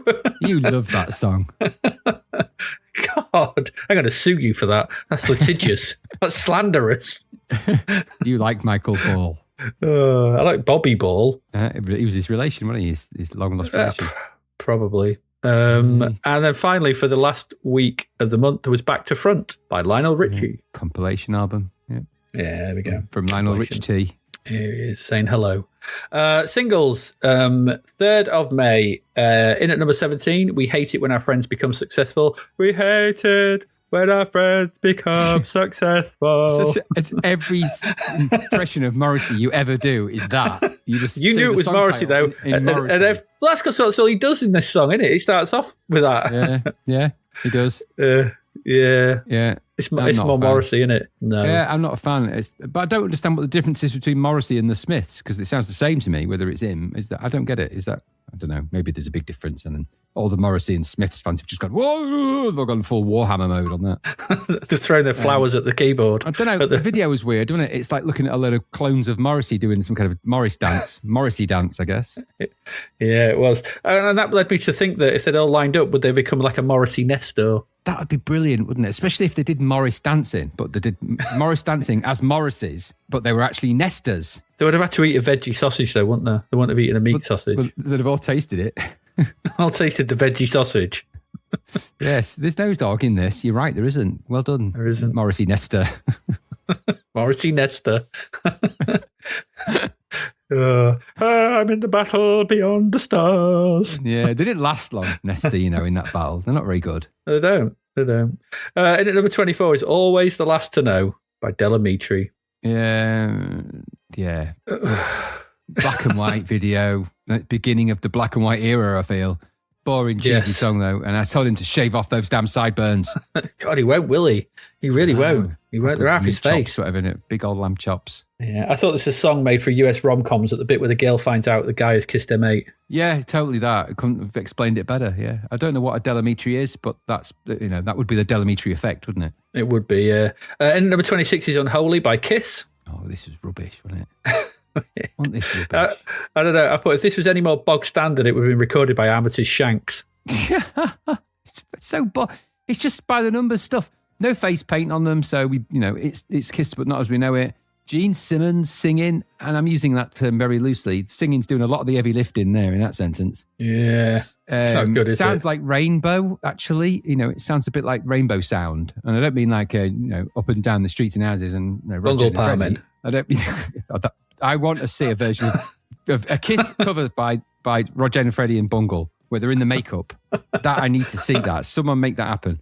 AI is very powerful. I'm pretty sure that it's easy to do these days. But you're right. Yeah. It's so boring and it's so typical of Kiss. It's just, I can't even imagine Kiss fans like that, because there's a bit of a backlash against Gene Simmons at the minute because he's made some nasty comments about one of the band members that passed away. So allegedly said stuff. Oh, well. In at the 28, The Boy from New York City by Alison Jordan. What is it? Well, so this was, Alison Jordan won a competition, which was a talent competition in the TV show That's Life.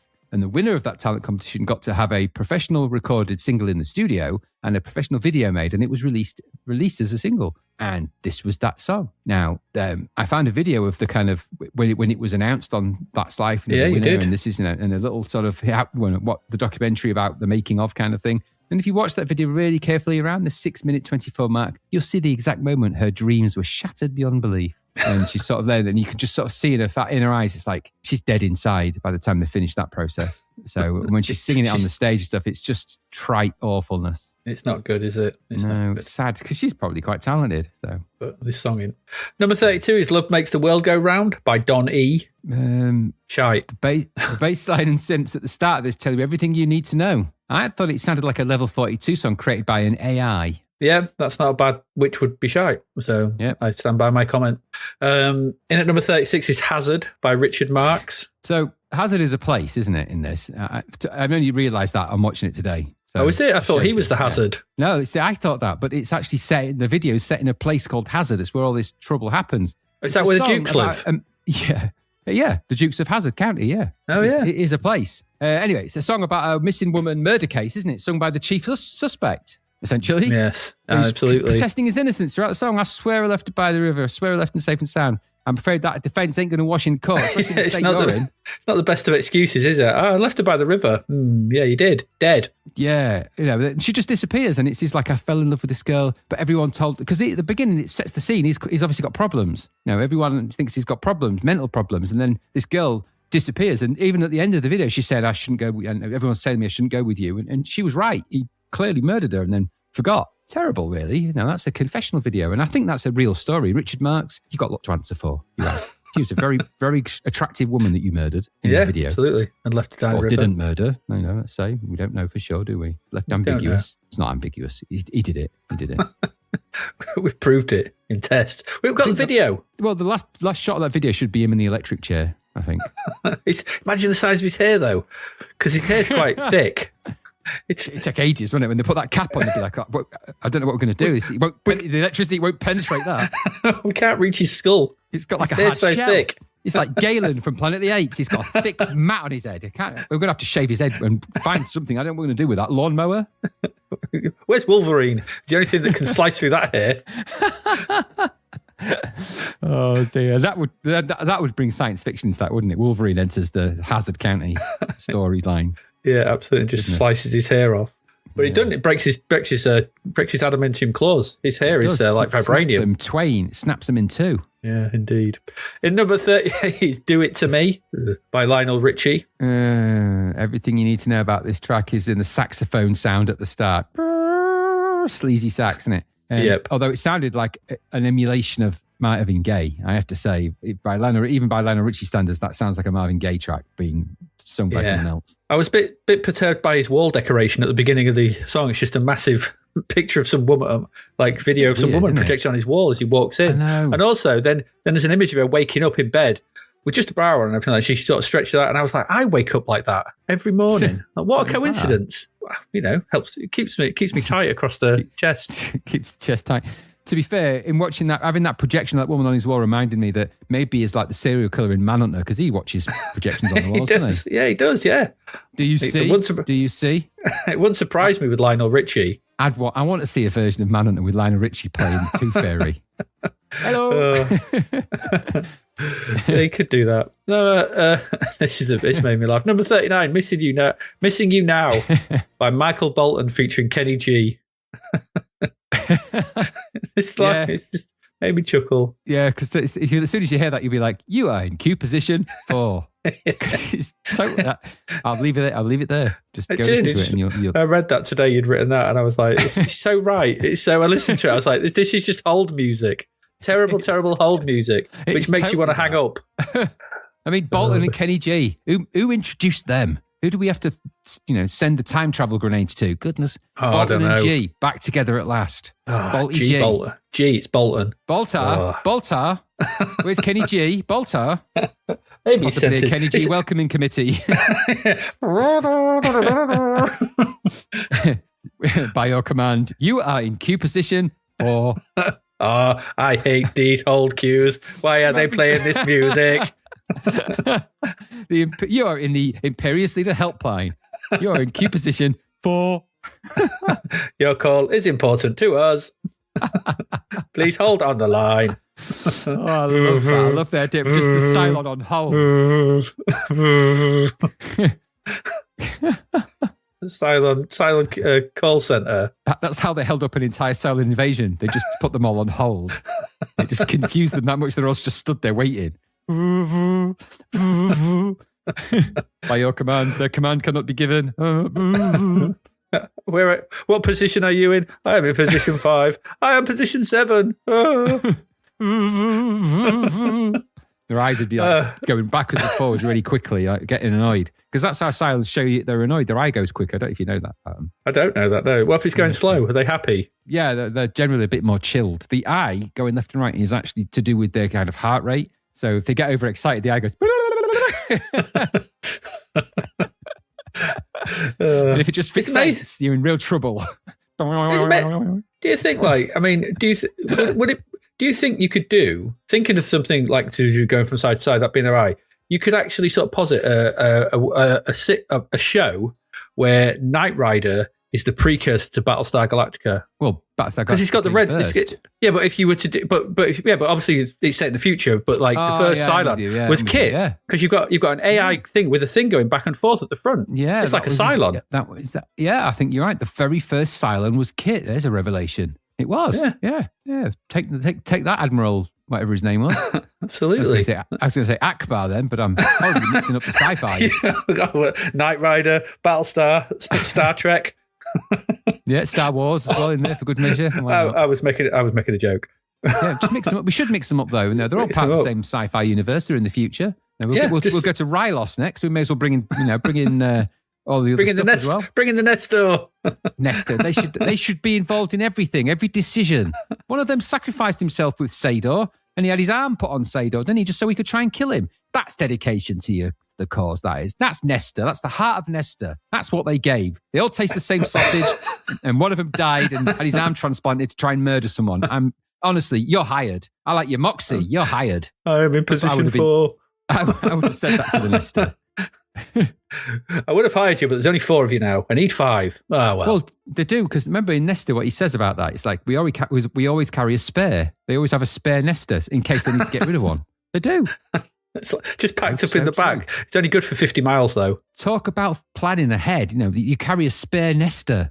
It's like, so imagine you were born into that role. You're not one of the popular Nestors. You're the spare. You're like, my life's rubbish as a spare. I don't get to do anything. I'm the spare. But you're never in any threat. Exactly. But, they live for threat, Nestor. They live for it. They don't. They do. Oh, they're not really combative. In fact, they die really quick. They're a bit rubbish. Yeah. I'm in position 3 now.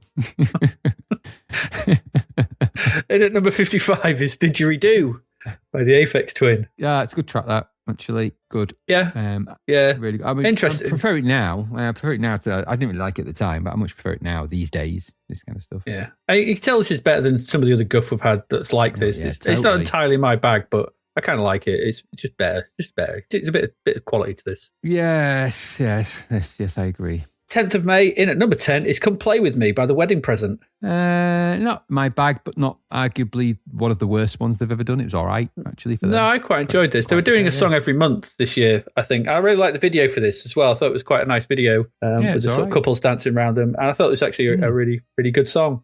Decent, half decent. Yeah. In at number 14 is Beauty and the Beast by Celine Dion and Peebo Bryson. Is Peebo a real name? Can you call someone legitimately call them Peebo? I don't know. Peebo, Peabody, Peebo. I guess you do. His name's Peebo. Call him whatever you want. Is it Peebo? We know what's happening now, though, don't we? We know what's going to happen. What's going to happen, Graham? We're going to shortly be witnessing the birth of Disney Mark II. We hope you enjoy their new direction. This is the rebirth of Disney we're about to witness.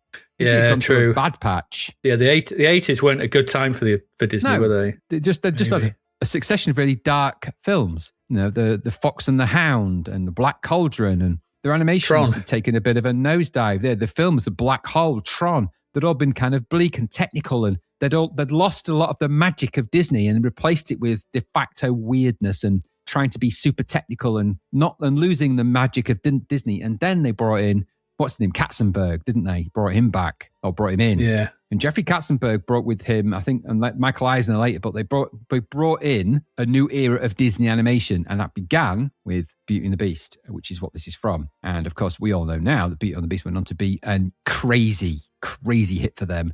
And it wasn't it was the beginning of a succession of amazing animated hits, one after another. Beauty and the Beast, Little Mermaid, Lion King, Tarzan, you name it. There was just hit after hit after hit after hit. And this also kickstarted, believe it or not, their entire shop franchise back to life, which was dying on its arse. Disney was in real financial trouble at this point, and this film brought them back from the brink. It's incredible. It's an incredible story, actually, if you go and look into it. No. I think I went with brown sauce to the cinema to see this, but we'll get to the film. On a date? That was a date. You went on a date with him? Yeah, well, you know. Why did you do it? Please tell me you wore trousers. Sometimes when you're fed up of playing Space Crusade on your own, you need a bit of human companionship. Yeah, well, you see, you went wrong there. Didn't you? I think it was Gary. He'll probably say it won. I think we went to see it. That's like escorting one of the seven dwarfs to see the Snow White, isn't it? Well, I had to go something to make sure he could get in. I think he was old enough. To be fair, Beauty and the Beast is a damn good movie. I'll say it that. Is. It yeah, is. We enjoyed it. Wrong with it. We enjoyed Nothing wrong with it. Yeah. In at number 15 is Everything About You by Ugly Kid Joe. Hate, real hate for me. This. Yeah, same here. I despise everything about it. Yeah. Ironically, you know, I hate this song. I hate everything about this song. I to despise it. I think my comment on this is it's rock for 13-year-olds. Yeah, totally. That it was put together by a marketing person. That band were tried and contrived. They were put together by a marketing person.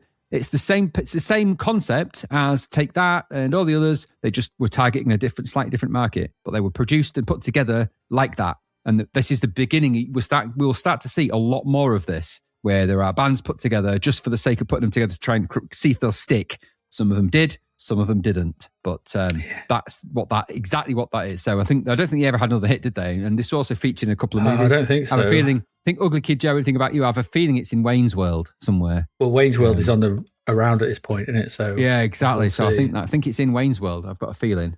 Yeah. So, but they were just produced and pumped this out. It came from nowhere. It's a bit like Bop and a few others where they were just another version of a boy band, just contrived, good-looking guys, probably talented in some aspects, I don't doubt, but they never wrote this, they never produced it, they turned up at the studio, the voices were probably auto-tuned and robotized before they even had time for cornflakes. So yeah, I don't know. No, not very good. I didn't like it anyway.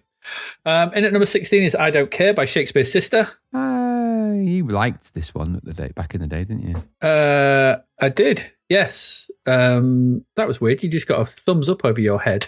Yeah, it does that if you do that, I think. You have to do the camera, and it does. Yeah, I don't know why weird. It doesn't now. I did. Well, I mean, it's Siobhan Fahey. I've not made any, secret of my appreciation for Siobhan Fahey in this Shakespeare's Sister period. They both look good in that video, though. It's amazing. Yeah. It's a catchy tune, this though. I do like this song. It's a good song. And that bit at the end where she pops up, I'd forgotten that bit where she pops up, it's just a head in the box sort of thing, and I was like, forgot about that bit. It was like, oh, good Lord, I remember this now. Yeah, I knew there was a reason that one got you fizzy, and I knew there was a thing in it.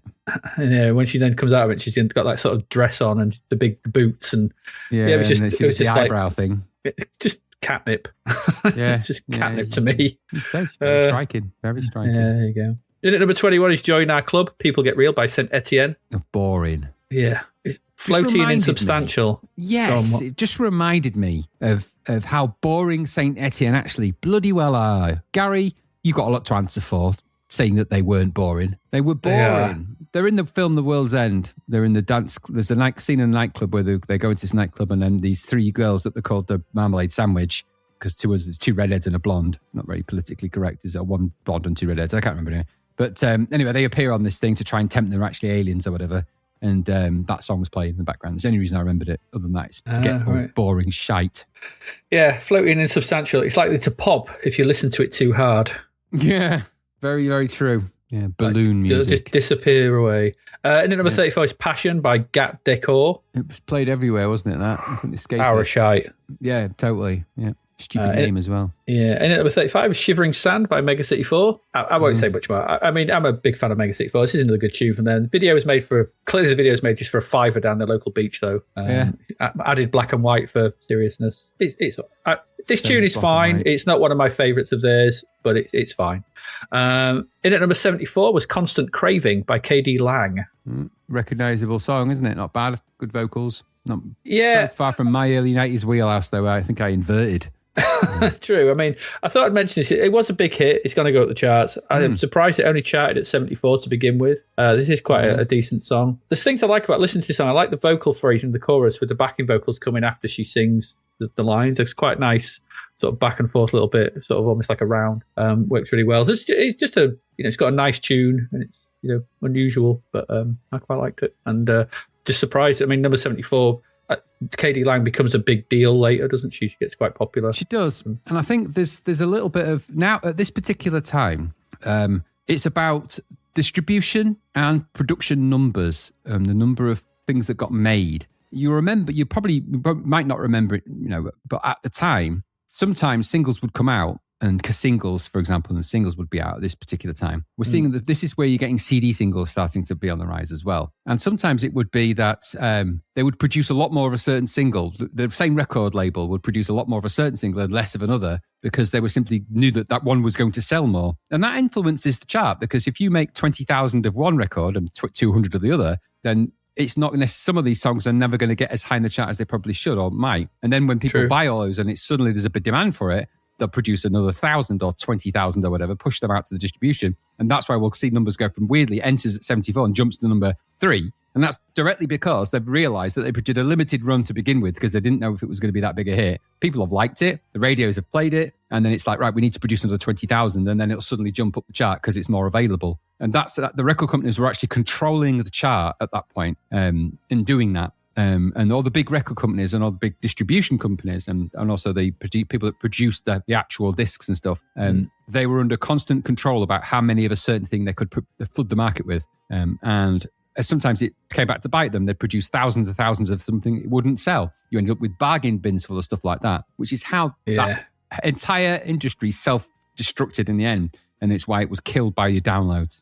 So there you go. A little bit of history there. There you go. I never considered that, but you're probably right. Yep.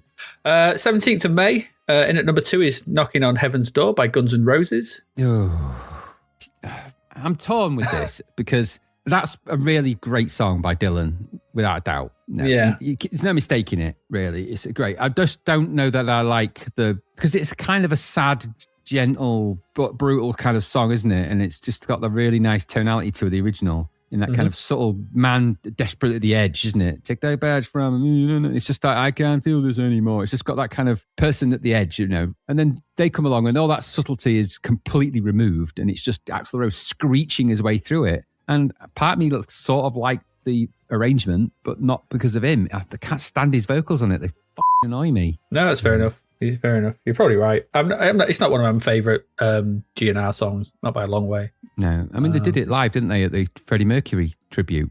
I rewatched it, and it was awful to watch. I mean, like I said, the arrangement itself is a good arrangement, if not heavy, but him doing that,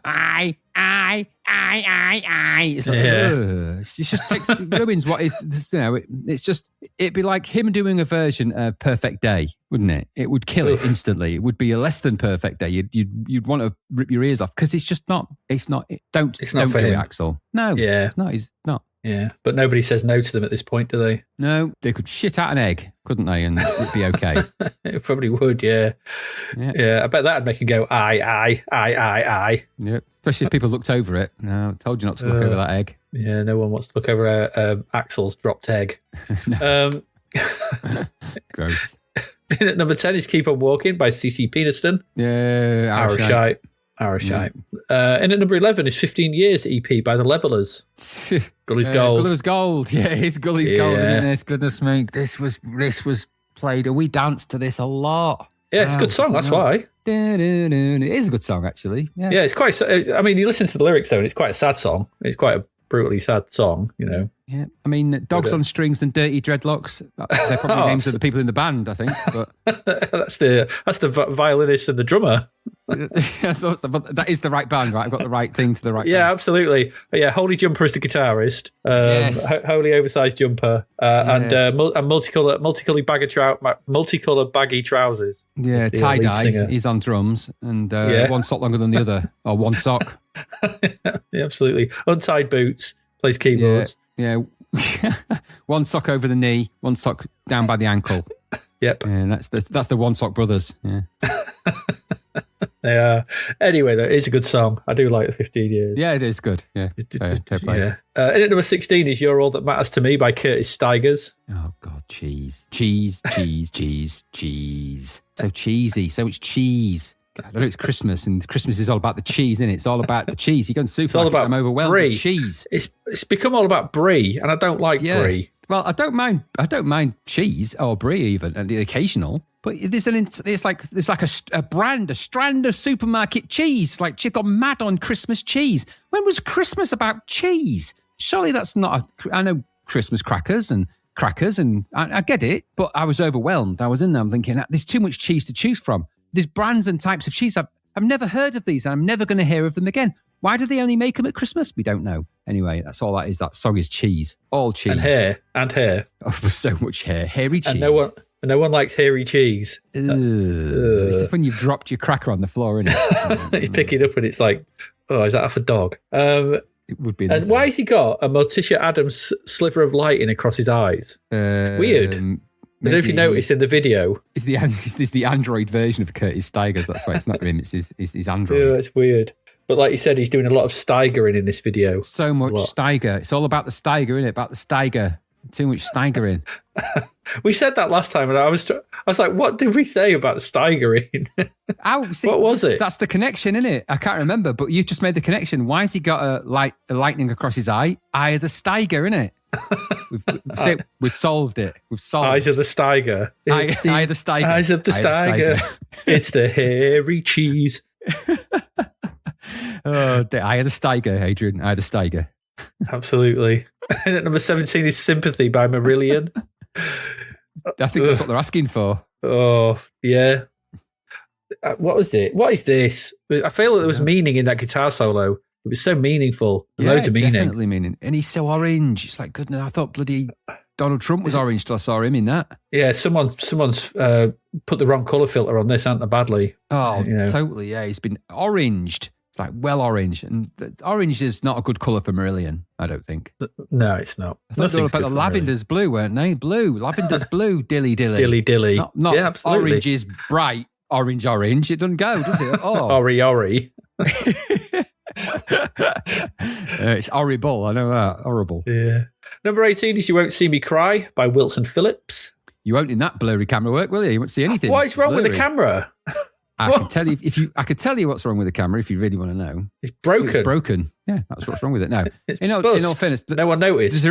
The reason why they were filming everything in Blurrovision is because of one of the women in the band had at the time, nowadays we don't call it this, but they had a problem with their weight, allegedly. And so the record company were trying to do their best to make it so that she didn't appear to, because at the time, and we're going back to the memorable 90s, people were very fattest, and if you weren't of a certain body type in the 90s, you weren't going to be popular. So they blurred her out. So what they did with Anne Wilson from Heart. Yeah, exactly the same thing. She'd put on weight in the 80s, and they just filmed her in a black dress in a black room. Yeah, well, they did to Paula Abdul. Remember, they shot the video and then stretched it so she looked thinner on in the video, but in actuality, she was wider. She was much wider than they perceived. Anyway, I don't like the sax solo in this. In at number 27 is Papua New Guinea by the Future Sound of London. Something of a rave anthem, I believe, is what they refer to this as nowadays. I'll take your word for it. It's not for me. Yeah, I don't rate that one particularly. In at number 31 is Friday, I'm in Love by The Cure. A new level of Gulliver's Platinum, I think, for that one. Wow. This is the defining song for Gulliver's, I think, in Grimsby at the time. One of the defining songs around that time. Is it? I don't know much about The Cure at this point. I'm over to you, really. Is this their cheesiest song? Would you call this cheesy? It's a bit of a joke song. I don't know where it fits. I don't think. I know they'd always done songs like this. If you think of Love Cats and In Between Days and stuff, they had a penchant for these kind of like happy poppy tunes. This is just another one of them. It just struck a chord at that time, and it's catchy and it's nice, and it was very, very popular in Gulliver's. It was always a crowd, it was always a floor filler, wasn't it? Was it popular with the goths, though? Because The Cure were kind of a gothy thing, weren't they? Really? Yeah, I asked my partner and she said, yeah, they liked it. I never had any problems with it. I said they did, but no, they were like, no, it's just The Cure. Because The Cure were they weren't always doom and gloom. They did have their happy moments. They were just... but I thought that was that was the whole mojo of the goth movement, it was all, you rescue me. It was a lot of doom and shit, wasn't it? This kind of, Friday, I'm in love, everyone, like, gah, vampires would come out and stab But don't forget, by 92, the goth movement, the goth thing had failed away a bit, They got mostly, jobs. exactly. The mid 80s to sort of late 90s is your goth period, and by 92 they'd all said off. They were all working as surgeons and bankers by this point, I think. Yeah, absolutely. Yeah. But it's a good song. It exists in my head. It's always existed. I feel this song's always just been there. I just can't unknow it. I know every single lyric to it. Just the whole thing. And number 32 is Just Take My Heart by Mr. Big. Just black and white again. Jesus, this song. Yeah, Cheese Ball. Another cheesy one, isn't it? It's like you said, the guitarist showing off his guitar skills at the beginning. It's like, look at this. It's really good. All I could think is all that talent, and this is what we've got. Yeah. It's like this. Yep. It's like bog standard rock. Yep. Crazy. Paul Gilbert's an amazing guitarist. I don't quite know what he was doing in that he hamstrung in that band. I think he would argue different. I think he's a very nice, kind-hearted guy. Probably, but I mean, the intro to this. Do you know "Crazy" by Heart? Mm-hmm. Yeah, that intro at the beginning of that. Sort of similar sort of thing, but that's much better. And there's a much better song as well. Crazy. Yeah, is it Crazy? I'm thinking of Mr. Big Cheese. Yeah. It's the Big Cheese. It's the Big Cheese. It's the Big Cheese. The head honcho. The boss man. The Big Cheese. Mr. Big Cheese. In at number 38 is Believer by Real People. What was this? I couldn't think. I don't know. Yeah. It sounds like 1,000 of the songs, and I couldn't put a place on it. It just is what it is. Number 39 is a Prince Among Islands EP by Capercaillie. Capercaillie, yeah. They were a folk band from Scotland. Yeah, twiddly. Very twiddly. Sound like something I heard at the Folk Festival at the Winter Gardens in 1990. Yeah, totally. It's Gaelic music, so it's reels and that sort of stuff, and that kind of thing. Very good at that kind of thing, and it's often used in the soundtracks for things of this type. There was a TV show where they used loads of this music, and it was the islands, and they were filming in the islands of whatever in Scotland, and this music would come on. Yeah.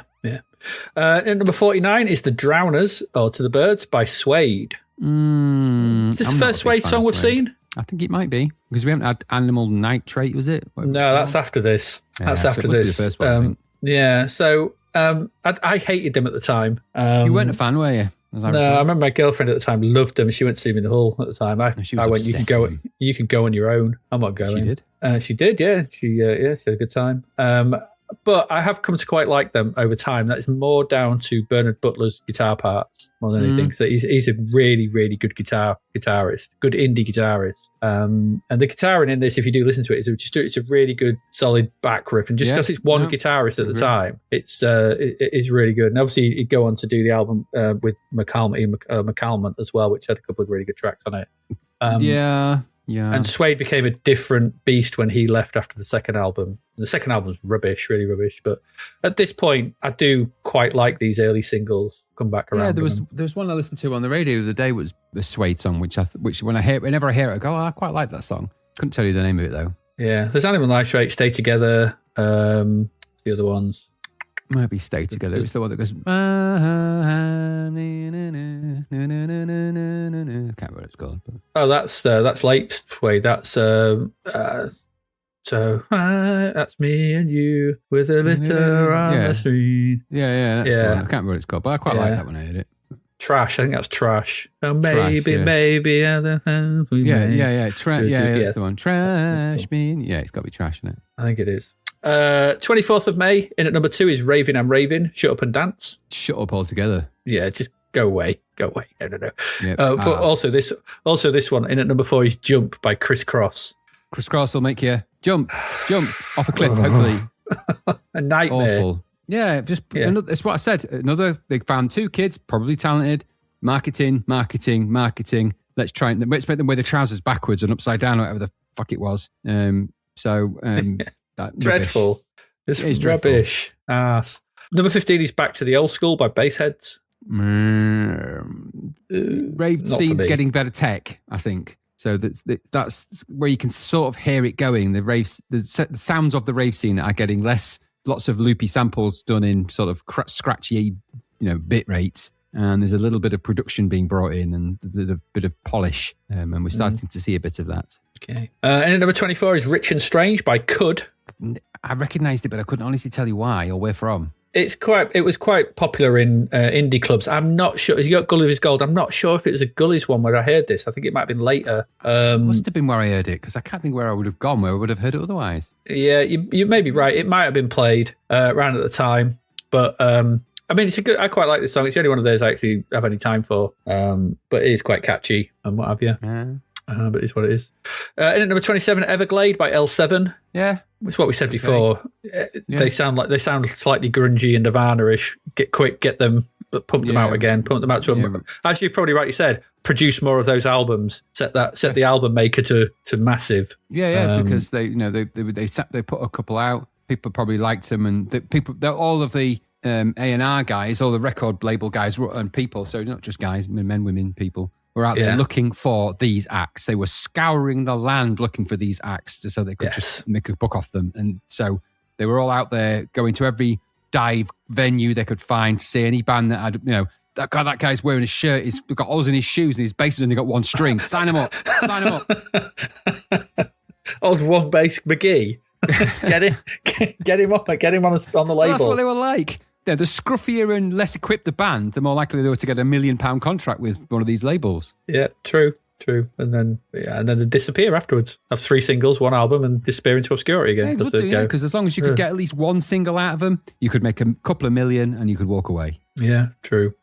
And at number 29 is Ernie, the Fastest Milkman in the West, the 1992 version by Benny Hill. I don't know why it was released or re-released. I don't know either. There's a tragedy around Benny Hill. I've written here, his humour was quickly run out by any politics that could defend it.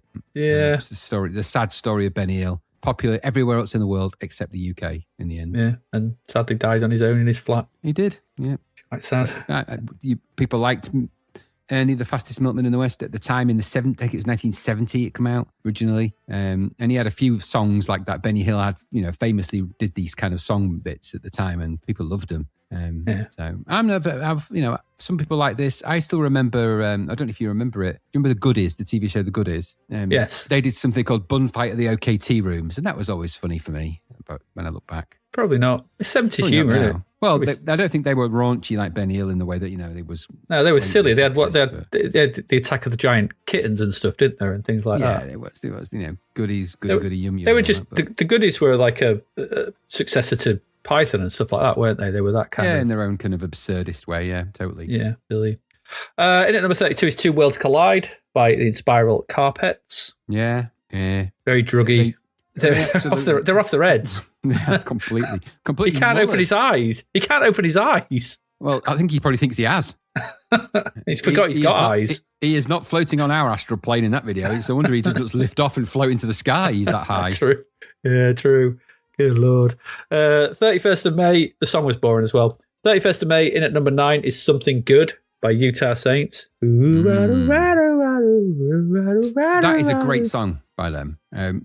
They're an interesting outfit, Utah Saints. There's a whole history around stuff that they did. I quite liked Something Good. I liked it at the time. It was definitely in the wheelhouse of something I was getting interested in, which was a fusion of some genres. So, there was a bit of a fusion happening in and around between a little bit of rave and punk metal, a punk metal aesthetic, a rock metal aesthetic that was kind of drifting in. So you'd get heavy guitar samples, and you'd get then the tonality that mix that with rave and throw in samples. Now, it was industrial adjacent, wasn't it? Industrial adjacent. Yeah, it is very much so, and it was a direction of a certain bunch of technologies that started to just form interesting Venn diagrams, actually. And there were certain people that found a place in there, and certain people didn't. But without the Utah Saints, I believe you wouldn't have got the later version of the Prodigy, without a doubt, because there's almost a direct line between Utah Saints throwing in heavy samples and heavy beats and that guitar sound. Later, Pendulum do very similar stuff. Who was began here? Who was the one that used the classic sort of dance track that used the Eddie Van Halen sample? That's Apollo 440. Apollo 440, yeah, that sort of similar sort of thing, maybe? Yeah, exactly. Yeah, absolutely right. They came out. You got Eskimos in Egypt was sort of in that vein, and Oeuvre. Then you got things like KMFDM, ultimately in the industrial direction, and Excessive Force. And there's a whole bunch of stuff where it all started to just creep together with these genres that you would never normally have put together, where it's where the sample technology got good, and so the reproduction of the samples became, A, the technology was cheaper, and B, the sample quality got stronger, so you could sample for longer. And that meant you could start to get electronic guitar samples, which actually sounded like an electronic guitar, albeit that you could gate them. Then you start throwing that in with sort of some of the heavy bass and drums and bass sounds, and some of the Roland sounds. And the Roland had kicked out, I think it's the 808 and the 909 at this point, the 707, and the drum machines and the Lindrums had all start to really come of age. And so you just got an amalgamation of tech. And let's not forget Nine Inch Nails in that mix as well. Yeah, no, exactly. And that's what I mean. There's even Ministry you could throw in there. There's just a direction and there's an interesting melange of genres that was beginning to happen. And out of that, certain things popped out. I don't think it's like I said, if you look back at things like this, and there's a whole bunch of other stuff as well, not just Utah Saints, but there's a bunch of other stuff. But Utah Saints, I think there's a line there to draw on between them and not so much Fat of the Land Prodigy, but certainly Jilted Generation Prodigy. And then you could draw a line from them to other bands that they influenced, and there's a direction that it went. And I quite liked it for that. And of course, the crazy thing is when I was laughing before about the sampling, this used is a significant Kate Bush sample, which I would imagine would have cost them all their royalties for that. Probably. So Utah Saints would never have made any money off that track. Oh, such a shame.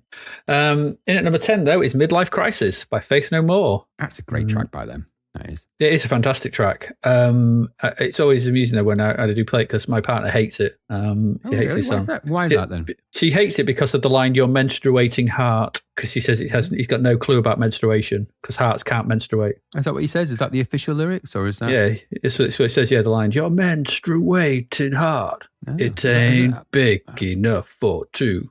Is that definitely the official lyrics though? Let me have a look. I'm pretty sure it is. That's what I've always sang. And I just want to make sure we're not Mandela-ing ourselves here. Yeah, maybe. Let's have a look. Lyric. Old school corrections. I mean, it could be. I don't know, but I've always liked. Yeah, it is. Your menstruating heart. It ain't bleeding enough for two. Oh dear. I love the song. I love it. So it always makes me, because I remember coming, I had many a sore neck the morning after dancing to this. It's a great song. It reminded me of how great a vocalist Mike Patton actually is when I listened to it today. Because it's easy to forget how great a vocalist he is, just because I think they get a little bit lost in the mix of songs. Faith No More just pop up now and again with an amazing song like that, or like with Epic or whatever it was. It's a great. At this point, they had you could say three really, really cracking albums at this point. Was it Real Thing, Angel Dust, and then King for a Day, Fool for a Lifetime? Was that the next one? Yes, I'll say. The one with digging your grave and stuff on. Which there's just they were in a sort of a vein of like creativity at this point, which was like hard to argue against. Yep. And there's a case where the arrangement and instrumentation of this track, which is heavy and quite thunderous, I would say there's a line, maybe a dotted line, but there's a line between the way that is constructed and the later sound, or the early sound, should I say, of Marilyn Manson, where you've got that kind of heavy sort of rhythmic, thunderous drums and guitar sound. When you get the tracks like "Beautiful People," "The Beautiful People," na na na, you know that. But obviously he's singing it that way. But Mike Patton's vocals sent a chill down my tail. I got goosebumps when I was listening to it earlier on today because his voice is just insane. He's so good. Up there with that when we were raving about the singer of Chris Cornell. Chris Cornell. He's up there for me with Chris Cornell. So yeah, good. he is for me as well. He is very good. But yeah, the third, their album after this was King for a Day, Fool for a Lifetime. It is a good album, that is. Really good album. In at number 13 is The One by Elton John. Honking cheese. Goose cheese. More Christmas cheeses. They're all over the place, aren't they? This one. It's too cheesy. Very cheesy. Just I don't really like Elton John, if I'm honest. I mean, probably a lovely guy and everything, and I don't doubt that. And made a lot of money over the years, made plenty of dough, but not many of much. He's made much cheddar. Would have been what he said. Oh, that cheddar, Mr. White. Yeah, he's made plenty of cheddar. At number 16, It Only Takes a Minute, Girl. I Take That. Only takes a minute, girl. It begins, Adrian. It begins. Yeah, I know. I don't want it to, so I don't like Take That. This is where it started. This track launched them into the stratosphere. So they'd been refining and tweaking their little marketing knobs. They adjusted the look of the band, so they looked a lot less like gay robot serial killers. Good move, I feel. And found their mojo formula just right at this point, and it just tipped them into the teenage fantasy for girls market. They were on all over things like Smash Hits magazine at this point. Yeah, they'd got the formula. They figured it out. 5 good-looking lads. You know, let's have them doing some dancing. If it's dancing, I don't know. It looked to me like they had some kind of like muscular problem where they couldn't stop fidgeting.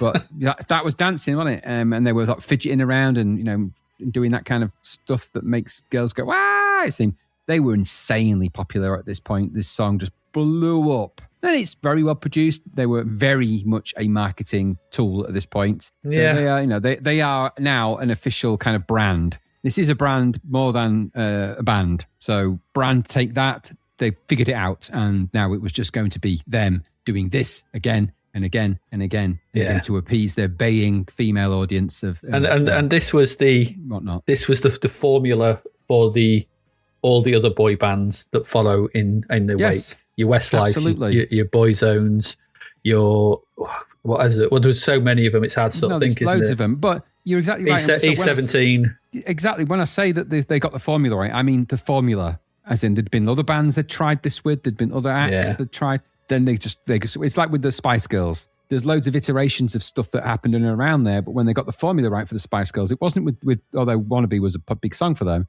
but it became interstellar popular with. I'm giving you everything, and that's one. I think the second or third song they released, it just blew up. Similarly to this one, this was their big hit, and they just have another one. And they'll probably have another one in a couple of weeks. Probably. In at number 17 is Karmadrome, "Eat Me, Drink Me, Love Me" by Pop Will Eat Yourself. Not my I think bag. but you were on about sort of those kind of bands in that space earlier on. These are on the edges of it as well.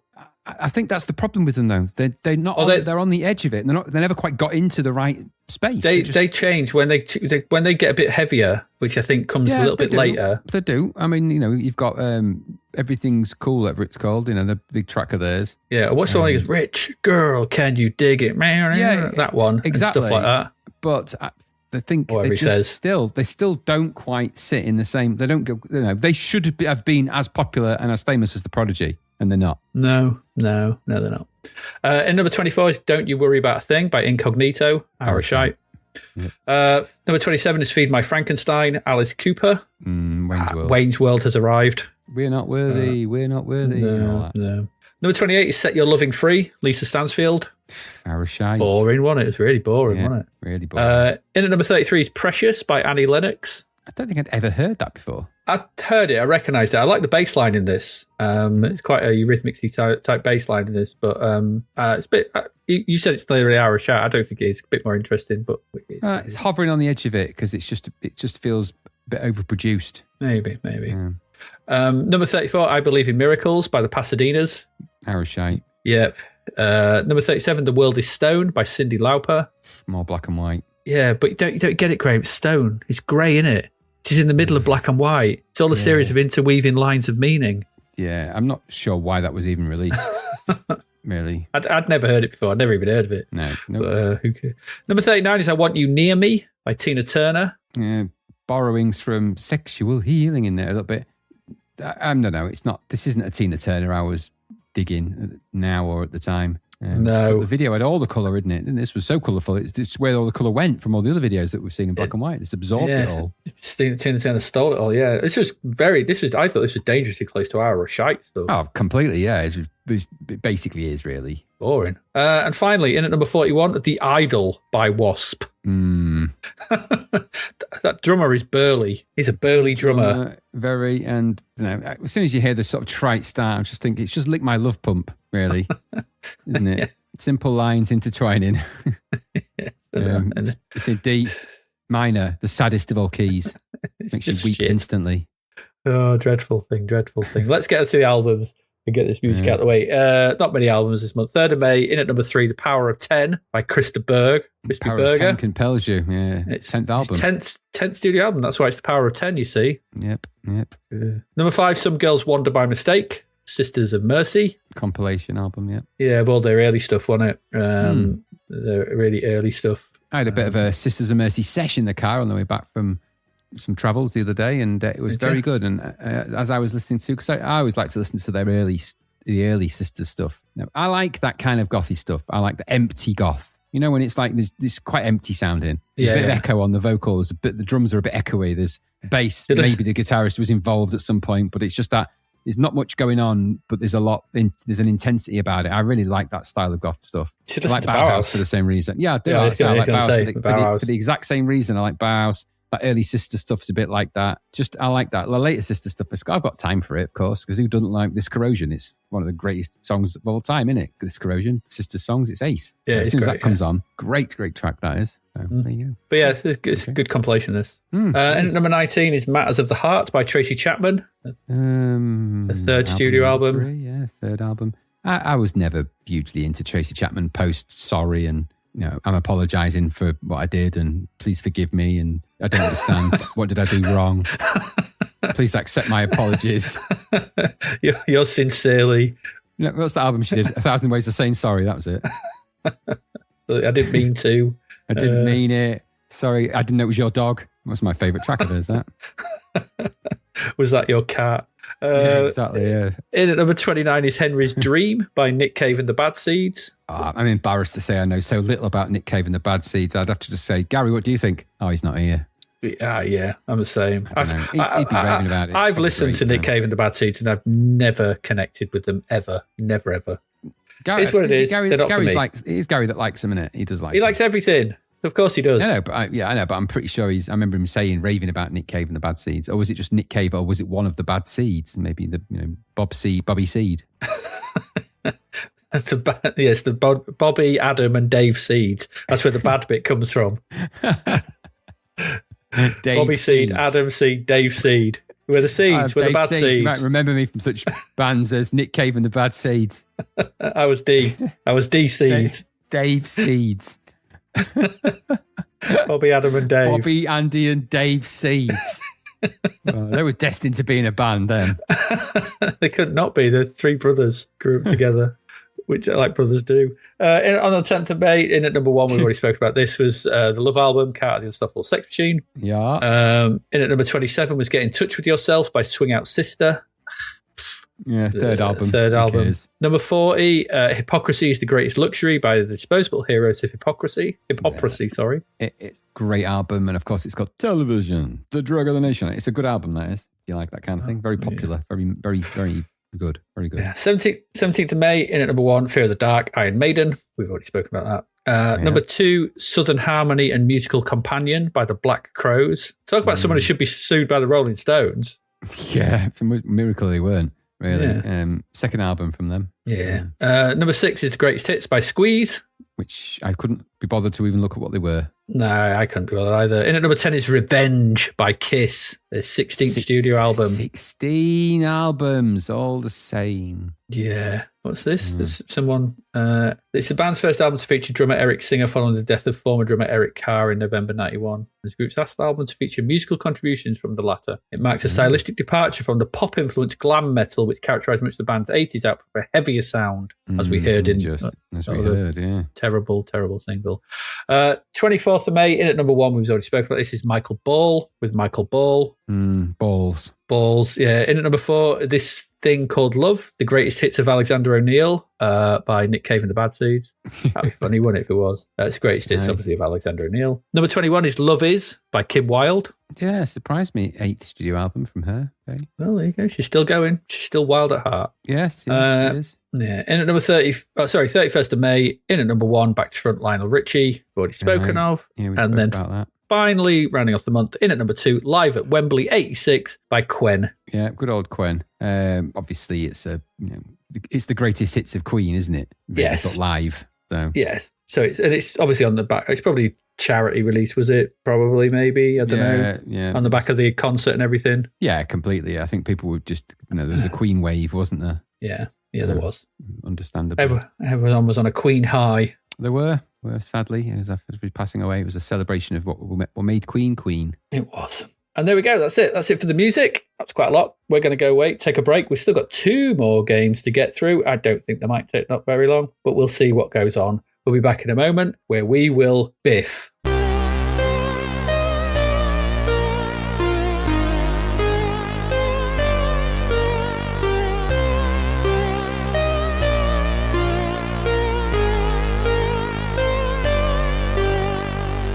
The novel Escape from the Commodore 64 by David Hearn is out now. Growing up in the 80s is a chore for Sarah, who feels misunderstood by her parents and badgered by Reese, her bothersome brother who incessantly prattles on about his treasured computer games. When Reese tells her one of the games tried to pull him inside the computer, she laughs off his fanciful fib. She waggles the joystick to disprove his fairy tale and is pulled into the computer. Now trapped in games she'd never had any interest in playing, how can she possibly beat them? With the help of feisty Nell, another trapped player, can Sarah find her way back home, or is it game over? An evil madman, a hostile planet, bloodthirsty robots, a never-ending throng of karate experts, and relentless digital soldiers will do their best to ensure Sarah never escapes. Available from Amazon and all good online retailers, find out if there's a way out of the beige bread bin of betrayal for Sarah in Escape from the Commodore 64. And we're back. 2 games, more games. Will the quality stay as high as we saw in the first part? I'm going to say probably not. But you never know. You never know. Let's get to our first game. And that game, Graham, it's Biff. You remember him? Biff. I do. It's Biff. Unfortunately, he's no relation to the one and only Biff Tannen. Which one might be. So this game is not a Back to the Future game. It is about something else. This is a whole different Biff. Biff. For $3.99, you can have all the silent fun you can imagine. Silence. In yet another womble around game, picking up objects and using them for some reason or another. Yeah. This was published by Beyond Belief, obvious jokes aside, coded by Chris Walsh.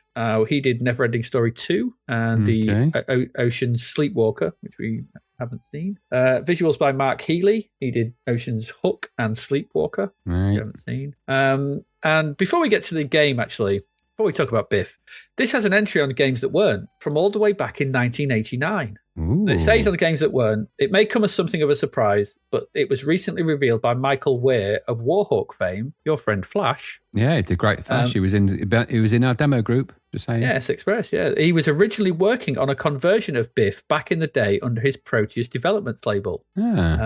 Michael was given the task of converting the Spectrum game to the C64, or may have just been given the brief to go and produce it, and spent 2 sleepless days getting something together before losing interest and the project gathering dust. Yeah. A young Mark Healy had created all of the graphics for the game, apart from the logo. So, and there are some screenshots of this on Games That Weren't. It's a very different looking game. and it's got It is. Biff at the bottom, and it says Flash on it. So it's does. clearly them. Late in 1993, Chris Waltz was given the task to convert the Spectrum version for Beyond Belief, and the game is eventually released. Different game, or different style. So, yeah, interestingly, it seems that this disappeared into development limbo for 3 years. Weird. Why really weird. Before being completed for the Spectrum, because all the releases for this are 92, and then ported to the C64 and Amstrad. Weird. And it might actually be the most interesting thing about this game. Yeah. When I think about it. So, because why would anyone bring this back? What were they thinking? What's this on this disc? Oh, Biff. Go on, someone finish it. So the game loads, and we're deep in Spectrum territory here. High-res visuals throughout, but I will say that they're actually quite well drawn. Yeah. And although it's that single color high-res look, this game does have a decent quality of visuals to it, which can more be said for the sound, because there's none. That's true. I thought my emulator was broken, then I read around, there wasn't. There's no music, there's no sound effects, nothing. Really odd and disconcerting. You don't even get the Spectrum. No, you don't. For the walking and stuff. It's just nothing. So this review's probably not going to take very long. It's a flick screen, find the object to do the thing with the object on the right screen kind of game. And the reason for all this is as follows. Biff is a young chimp. In fact, a very cheeky young chimp who has been very rude to his mother. This was the last straw. His mother has had enough and she kicked him out of the family treehouse. Well, Biff was quite surprised by this. He was also very cold and he didn't fancy sleeping the night out in the jungle by himself. Biff thought of ways to get back into the treehouse, but the only sound idea was to be extremely nice to his mother. To do this, Biff set about doing various tasks around the jungle. You must control Biff around the jungle, performing tasks that help please your mother. Tasks should be completed in order. To help you with this, the object that is flashing is the object that you use next. Okay. All right. The title screen is the opening screen to the game. The game itself takes up the top half of the screen. The lower half is all UI. Pressing fire starts us off, and we control a white ape, proving that the legend is true. It's true. It's true. The legend of the white ape is proven. It's Biff. Biff the white ape. In the top left is a percentage that tells you how much of the game you've completed. The top right is your energy. I think it starts at 150, but you instantly get hit by something. So it starts at 147. I thought maybe the developer was a snooker fan. I'm not sure. In the bottom UI, there's a space for messages to pop up telling you what to do next. And then there's 3 boxes and they're labels on the right, at the bottom on the right. And these fill up as you pick up the various objects that litter the screens. Controls are left and right for movement, fire to jump, and fire with left and right to jump forward or left or right. Down is to pick up objects. And if you have 3 already objects picked up, the leftmost one will be dropped for the new one. Easy enough. You start at the top of a tree and must descend it or just fall off it, because you can fall for ages. Nothing matters. And then just, as you say, Graham, this is your term. You womble about various screens, finding objects, then using them where they are needed. We've been here what feels like 1,000,000 times before. But here you have to complete the tasks in order. And the item you need, as said in the instructions, to use, when you see it on the screen, it'll be flashing in the environment. And there's no sort of item management. It doesn't matter where it is in your inventory or whereabouts on the screen you are when you need to use the item. If you have the object needed, you're on the right screen. You press space, I think. It'll just use the object to solve the puzzle.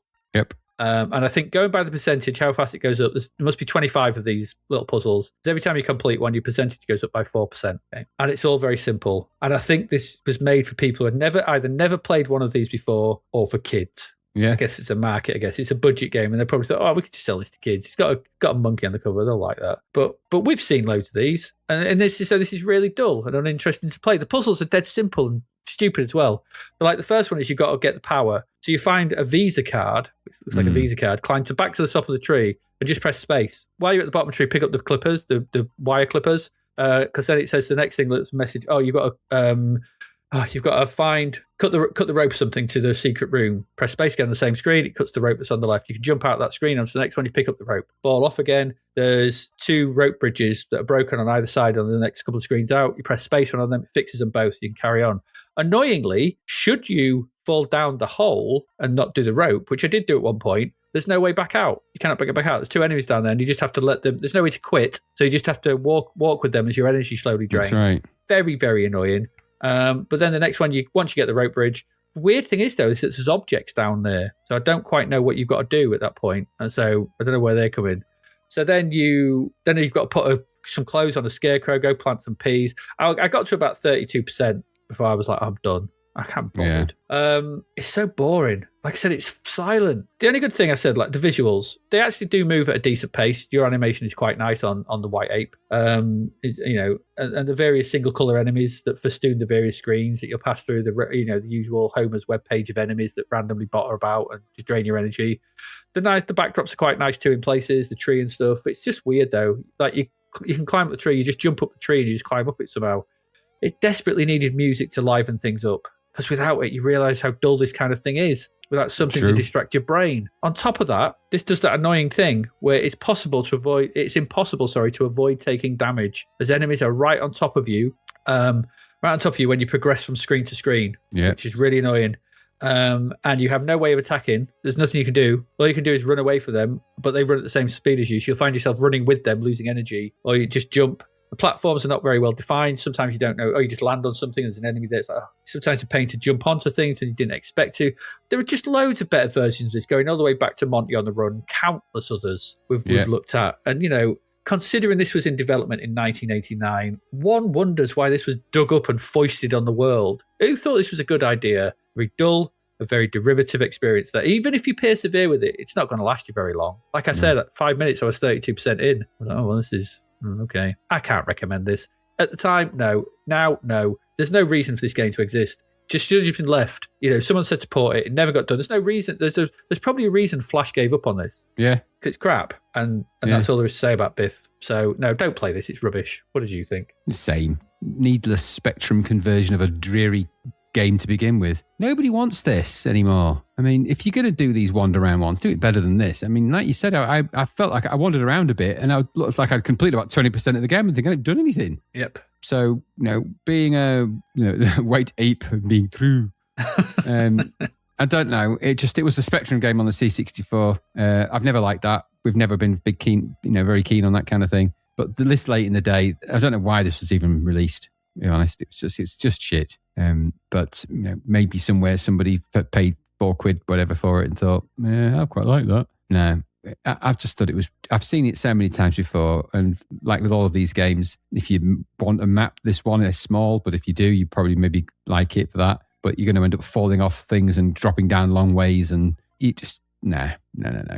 It's just not very good. So no, waste of time. I didn't enjoy it. But you say the graphic fidelity is always quite a nice look on the C64 when it's done this way, because it is quite nice when it's done right. They look quite detailed, and things moved around at an okay pace, which in history has taught us that these Spectrum conversions often suffer from slowdown. This doesn't have any of that, but then again, you're only playing on a tiny bit of the screen, aren't you, really? So, nah. Yeah, true.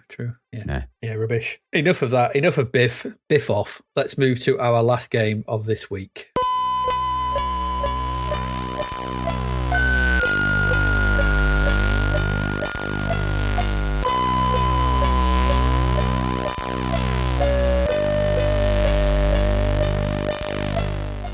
Graham, it's down to you. It's May, so a strange time to have this, but it's all going on at the Winter Supersports. Yes, Winter Supersports 92, I believe this is. Oh, right, 92, yeah, okay.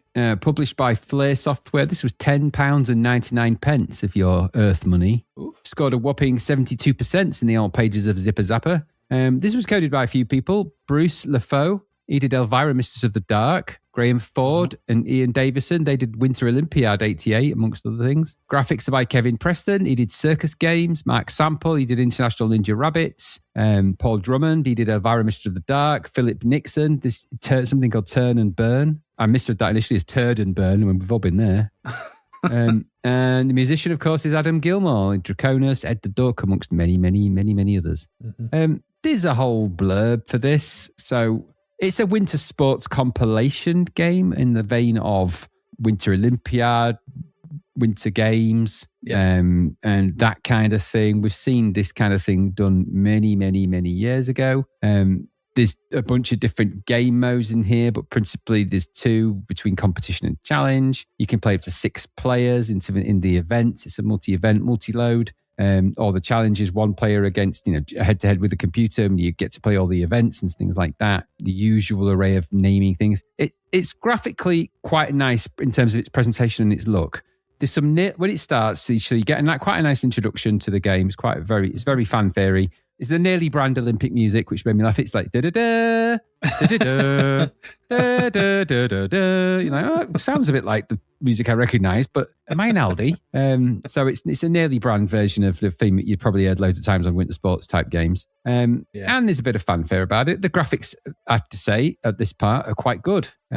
There's sort of a nice mountain view, very scenic and very winter, sort of Olympiad-y, winter sports type thing. You get to choose, obviously, change the game type, competition or challenge, as I've said. So multiplayer versus you playing the computer and going through the events, of which there are 8. Well, I say 8. Let's be kind. There are 8 things you can do. Some of those events alarmingly are similar to some of the others. There's you get to choose difficulty between novice and expert. You can choose your country, which was a bit of a mysterious, well-drawn map of the world with what looked like weird hotspots in this. I'm not sure what they were representing, but you floated an arrow around and it would change the country name to where you were able to choose from. So I ended up choosing Germany just because I just went round and round and round and pressed click. So I did this, and I chose to play a challenge game. I wanted to play every event, go through them sequentially. In between all these, there's a scoreboard that appears in the tradition of these things with the position. Egg was going to maybe do quite well in this game. We don't know, but Egg was playing. The German egg. And obviously, the German egg. The idea then is that you compete in these events and attain a certain score, and you're on a leaderboard, aren't you? So the one-player one seems a bit pointless because it only ever shows you one person on the leaderboard, which is you. Yep. So, but I suppose really it's practice mode though, really, although you don't actually get to practice any of the individual events. You just go through them. There is no practice mode here, but I could ascertain. No. Which is a bit odd in a game like this. You kind of need that. It's a bit of a misfire to not have a practice mode, so you can either play the game or not. Play it, damn you, or don't. So, all right. So it starts off then when the first event, which was downhill. The game doesn't go downhill at this point. And in fact, what you actually got here is quite a nicely presented, graphically, downhill skiing level. It starts off with you've got UI is always kind of at the bottom of this in various ways, but at this point, you've got like a little 2-line UI, tells you the time you've currently run in, the name of the player. You get a little indication of start, stop. Obviously, it starts at the behind view. This could confuse me initially a little, I have to say, because it starts with behind you and you ski forward into the screen, and then it flips, and then you're coming down the screen. They needed that, really. That little bit to begin with. It didn't really need that. Anyway, the mainstay of this game itself, it's good old-fashioned Horace goes skiing, really, this. So you are controlling hungry Horace going down the slopes, albeit that the graphics have been up to bit. The controls not so good, though. I found the controls a little bit, I don't know, not oversensitive, maybe a little bit, but you could sort of press down to ski a bit faster, up to slow safe down, left and right, and you can press buy button to jump mysteriously, which I'm not sure why you'd need to. Maybe it helps, I don't know. But the idea is obviously it's a downhill race, so you've got to go down and sort of navigate the scrolling ski slope, which is obviously quite bendy, and I think there's flags that you have to get in between in the classic tradition of these things. Anyway, that's what it was. Graphically quite good. Controls were a bit laggy.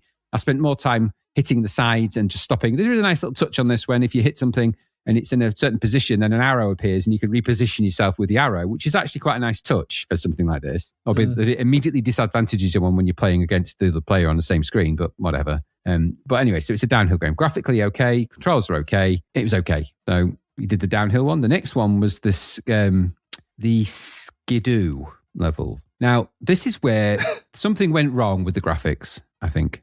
I wasn't sure when it appeared what on earth I was looking at. So the screen at this point is split into 2. And you're on the left-hand side of the screen. Your posing player computer is on the right. And you are to control a skidoo, which is obviously a ski-mobile, around a ice track, which has the designated edges are, I'm guessing, barrels. I think they're meant to be barrels. Yeah. And you control the left-hand screen and you navigate this thing around. I think the fire button is to increase your acceleration, and you control the direction with the joystick, and you have to sort of navigate around this skiddy space. The ice is just a kind of a light bluish colour, icy blue colour. Weirdly, the barrels are green on that, which kind of looks awful, look like bogies. And you're sort of hot pink, and the other player's kind of pink and purple. I don't know what's happened to the graphics here, because they are a massive drop in quality compared to the previous level, massively, like crazily. And in actuality, the idea is you've got to navigate and race around a track, which in of itself is okay, but because you're so zoomed in of this view, you can't really see where the bends are in the track. So it's really hard to navigate your way round. Yeah, needed a map. Yeah, and there's no map on it. So you're just kind of hoping that that's going to be where you need to go, and eventually you sort of memorize it a bit. It's a very short course. They're not huge. No. But if you touch anything in here, it immediately halts your progress or slows you down. It's very frustrated to control because you can't see enough of the track. You can't really see where you're going, and which means that you're just going to pray this level ends quickly, which it does mercifully. So it's actually pretty weak, the skidoo level. I didn't enjoy my time with it, and I got a crap time as well. So moving on, I went from there to the ski challenge, which looks alarmingly like the downhill to me, except it's 2-player. And you will constantly hit that second player until he gets past, goes ahead of you, and then you'll never beat him in a billion years. But the principle of the way you play the game is the same. You're skiing, it's the downhill with 2 players, essentially, with 2 people on the screen at the same time. There's no difference. Plays exactly the same. Bendy ski slope. There's 2 people on the screen, and if you're unlucky, which I was, you're going to bump into them or the scenery all the damn time. Eventually, you'll cross the finish line, and you won't win. After ski challenge, graphics are the same as the downhill, essentially. After that, you'll go to the slalom, which looks alarmingly like the downhill and the ski challenge.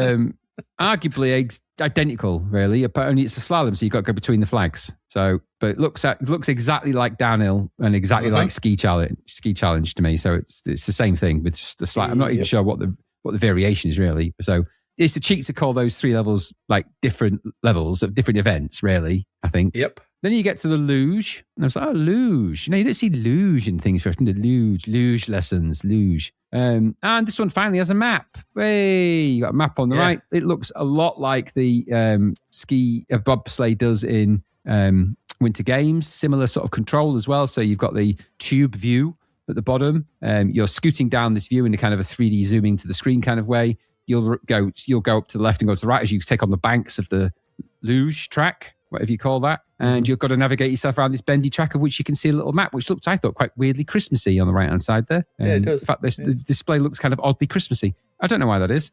Strangely, though, you start off with good intentions in this. You'll get up to speed. You think, I'm doing pretty well here. And then you'll just fly off. And there's no explanation for it. You just do. Oh, and you're controlling it in the way that you're meant to. You know, as you go up the bank, you do the opposite side and the opposite side. Yeah. But the nuance of the control is that if you make a slight error and just go too high, it's done. And you only get 1 go. So it's not like you restart, you're done. So that's it. So it's like you failed. This level is over. And it's like end. So that's all you get of that. So you get 1-shot deal at that.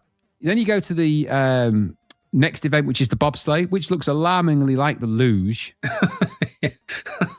You're in a slightly different vehicle, that you're in a bobsleigh, not a luge. So there's more people in it. 2 people. It's a 2-man bobsleigh or 2-person bobsleigh. But it's exactly the same as the luge. Controls the same, looks the same. The map's on the right, looks Christmassy, everything. It's the same. So, in fact, it's even the same mountain range and trees. Yeah. Oh, the trees are the tree alignment's slightly different, I think, because they do move with the level. Anyway, I got past that. I thought, all right, well, okay. It was the same. So then it goes on to the speed skating. This was a strange old thing. I actually quite liked the way this was done. Now, this had all. If this could have been a great rollerball type game in its own right, if they'd have just thought about doing one like this, like a 2 rollerball racetrack type game with this view, because it's done like a sort of a pole position type racetrack, albeit that it's split into 2 players. So you've got you on the left, you player 2 on the right, and the track is a stripy towards the screen type affair, but it kind of works in this, and you control the very elaborate left and right flowy movements of the speed skater with the left and right of the joystick in kind of a sweepy left. It's not like waggle, it's more like a hey, ho, rhythmic. And it actually works quite well. It's one of the better events. It looks part. The scenery in the background's pretty good on this with the stadium. This actually felt like quite a good event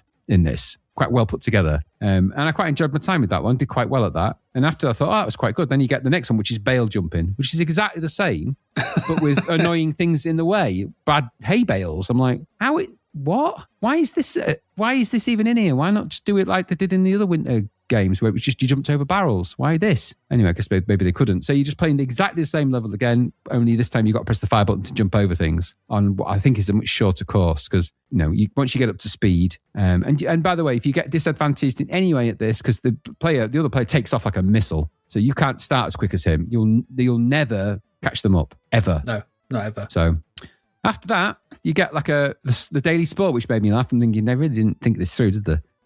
Daily Sport pops up with an image of a newspaper. It's a super victory with sort of make-believe headlines. And then after that, it just restarts. Game restarts, and back to the beginning you go. That was it. It was like, okay. Yeah. So in the league of multi-event games, this isn't going to be up there with the classics. There are reasons that this could have been good, because there are some really nice graphics in amongst this. And the downhill ski parts and the speed skating parts are quite good, actually. Less successful are the skidoo and the variations, of the other ones. I didn't think the luge/bobsleigh was particularly good. Although it was all right, but it wasn't particularly good. By a mile, the best one was the speed skating and kind of the downhill, but not more the original downhill, not the later ones with the 2 players. So the problem is this is a multi-event game, but not really, isn't it? It's a bit of a lie, that. And that's a problem because there isn't a great deal of variety in this, and the levels that are more varied are crap. The skidoo's shit. It's a shit thing. It shouldn't be in this. It looks unfinished and sticks out of place with all the other graphics and all the others. The wintry, that one doesn't.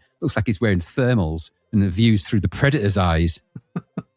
So I suppose the key thing to this is the key way you can judge these games are the events varied enough? No, they're not. So out of the events that are there, are they any good? A couple of them just. Are the graphics good? Yes, on the whole. And the graphics around the edges are quite good. And there is quite a nice flair, ironically, not said in the ironic sense, to this kind of game. But there's enough people on this for it to have been just crazy good. Is there enough meat on these bones for multiplayers to have fun? That's the problem. I don't think there is, because I don't think the events in this are exciting or interesting enough for multiplayers, because you're just playing the same thing 3 times, really, at one point. And that's not going to be fun. And in actuality, if you're playing 6-player, it's not like there's 6 players on the slope. 2 players to play it once. You're going to have to go through each one 3 times. So it's going to be at least 9 times where you've seen the same downhill slopes over and over. It would drive you mad. It's not going to be fun. Imagine the bobsleigh part where you've got to go through it that many times. 6 individual times for luge, 6 or 12 times in total of the same damn thing over and over again. It's just, you can't do that with these. And you need a practice mode to be able to just go and practice them individually. All of those things are missing from this. And then also to top that off, there's no humour. And you need a bit of humour in these games. That's what made the Epix games so good at what they did. They had a bit of humour, especially Winter Games. Winter Games wasn't the best Epix sports games. Summer Games 2 was way ahead of it. But it did have a humour to it when you went through the water and you froze and we cracked through the ice and stuff like that. There were moments that were good, and it had different events. You had ice skating in there and other stuff like that. It didn't just have ice skating and conveniently I suppose it did have ice skating and figure skating, actually, saying that. It was 2, yeah. But it did have a variety of different events. It didn't just make, you didn't have speed skating and then have, barrel jumping speed skating and everything or stupid stuff like that. So this doesn't pass the multiplayer test either. And the single player mode, it's just a bit thankless because at the end of the day, it's only you on the scoreboard, which is quite depressing when it sort of reminds you how on your own you are when you're playing it. It's like you're the only one playing, so you're the best. You even win at the end. It's like, you're the winner. It's like, well, of course I'm only one playing in the bloody game. So that in itself is a bit of a slap, isn't it? It's just a reminder of your loneliness, really. So I thought this game I think it was well intended, but something tells me that this was put together by lots of different people all over the place, pulled together and just pushed into a release and not really given much more thought than that. Why it's been released at this point, I think just they found it and thought they better finish it off. I don't know. There's a lot of people in here who've done a lot better stuff and probably could do a lot better that just didn't. So I think this maybe was a game that was destined to be something at one point and then it just fizzled out. And that's exactly what my interest level did with it. I've got 5. I had a nice look at in places, but ultimately you have to judge these games by their events, and the events aren't very good. So that's what I thought. What about you? Yeah, I mean the visuals for this, the actual events and stuff are much. This is a 16-bit game. It's out on the Amiga and ST, and so this is a bit of a downport, I think, a deport, and they're a lot more adventurous on those sort of machines. But I mean, here we are. It's 6.5 years on from Winter Games. It's still not been bettered. It's still not, And like you said. This flatters to deceive. There's a nice start to this. Hopes are quite high as you make your way through the options. Good piece of music from Mr. Gilmore. There's some nice background visuals and some nice wipes and things like that. Entering your name, the picking your country from a map of the world's a good touch. I quite enjoyed all that sequence. It was like, okay, this could be all right. Then that scoreboard thing appeared and it was like looking at a magic eye picture. Yeah, it was a bit. I was like, I had to really squint to read what it said. I was like, what's that say? From here on in, I think all the music is gone. And I thought the visuals took a nosedive as well. I wasn't particularly impressed with some of the visuals. And 3 skiing events, 2 bobsleigh style events, 2 speed skater style events, and a rather rubbish run the gauntlet style driving event. Yeah. So it left me feeling very underwhelmed here. Why am I wearing brown for skiing? When was the last time you ever saw a skier in a brown outfit? I don't think I would ever want to. No, it's not right, is it? No. I mean, some of the visuals are okay, and if there's some effects, it all runs as it should, and that's fine. I I much preferred the speed skating in winter games. I didn't get on with it's probably because, like you said, the other guy is just trying to actually keep your rhythm up was like, it just felt weird. Deluge and bobsleigh were boring. There's no sense of like rumble or anything to it. The other ones, the skiing is just repetitive. And like you said, the skidoo one was stupid. The problem here, and it's like what you said as well, some okay visuals, runs as should, but it's lacking any of the polish or finish that we saw 7 years ago in things like Summer Games 2, Winter Games, or World Games. Opening and closing ceremonies would have been nice, properly done. We saw them ages ago. I've written these events, they're Ron Seal events. So they do exactly what they say on the tin and no more. It's a downhill skiing thing. There you go. That's all you're getting. There's no crowd, no fanfares, no music. There's no humour. I've written that, same as you. There's no joy to this.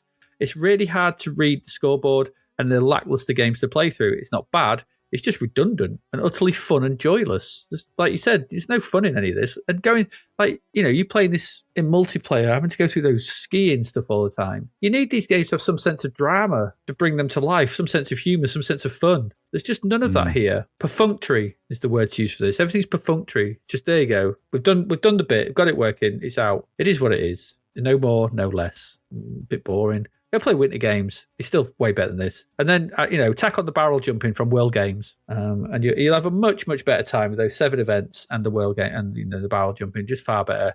I didn't like this very much. Didn't like's too harsh. It brings nothing new to the table in an event game thing that we've seen many times before. Winter Olympiad, Winter Games, the game's Winter Edition, Winter Games. There's loads of these, and this doesn't do anything particularly interesting. And your comment, Horace goes skiing, is bang on, because it literally is Horace goes skiing. I was like, but there you go. That's Winter Supersports. Nothing super about this. No, nothing at sadly. all. Nothing at all. There we go.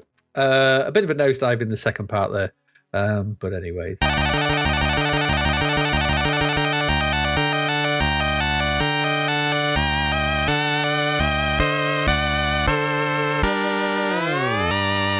So that's it. That's it for this week. That's our first 4 games. We'll have another 4 next week. Space Crusade was what we looked at first, and we were quite impressed with that. Good conversion of the board game. We thought pretty good. Catalypse, a solid horizontal shooter, that you'll probably enjoy if you have a bit of time with that. It's hard, but it's what it is. Biff, no. And Winter Supersports, a little bit of a less no, but still a no. There you go. Next week, Graham. Actually, not next week. Next time. Next time we are back for these. We've got Bonanza Bros. Yes. What's that one? Striker in the Crypt of Trogan. Oh God, that. Soccer Pinball. That sounds great. And Murray Mouse Super Cop. Oh dear. Oh dear, indeed. I say next time because this is the final episode for this year in terms of these. So next week's pretty much it's the weekend before Christmas. And so we're kind of busy with Christmas stuff now, and so we'll be back. Regular service will resume beginning of January at some point. It will.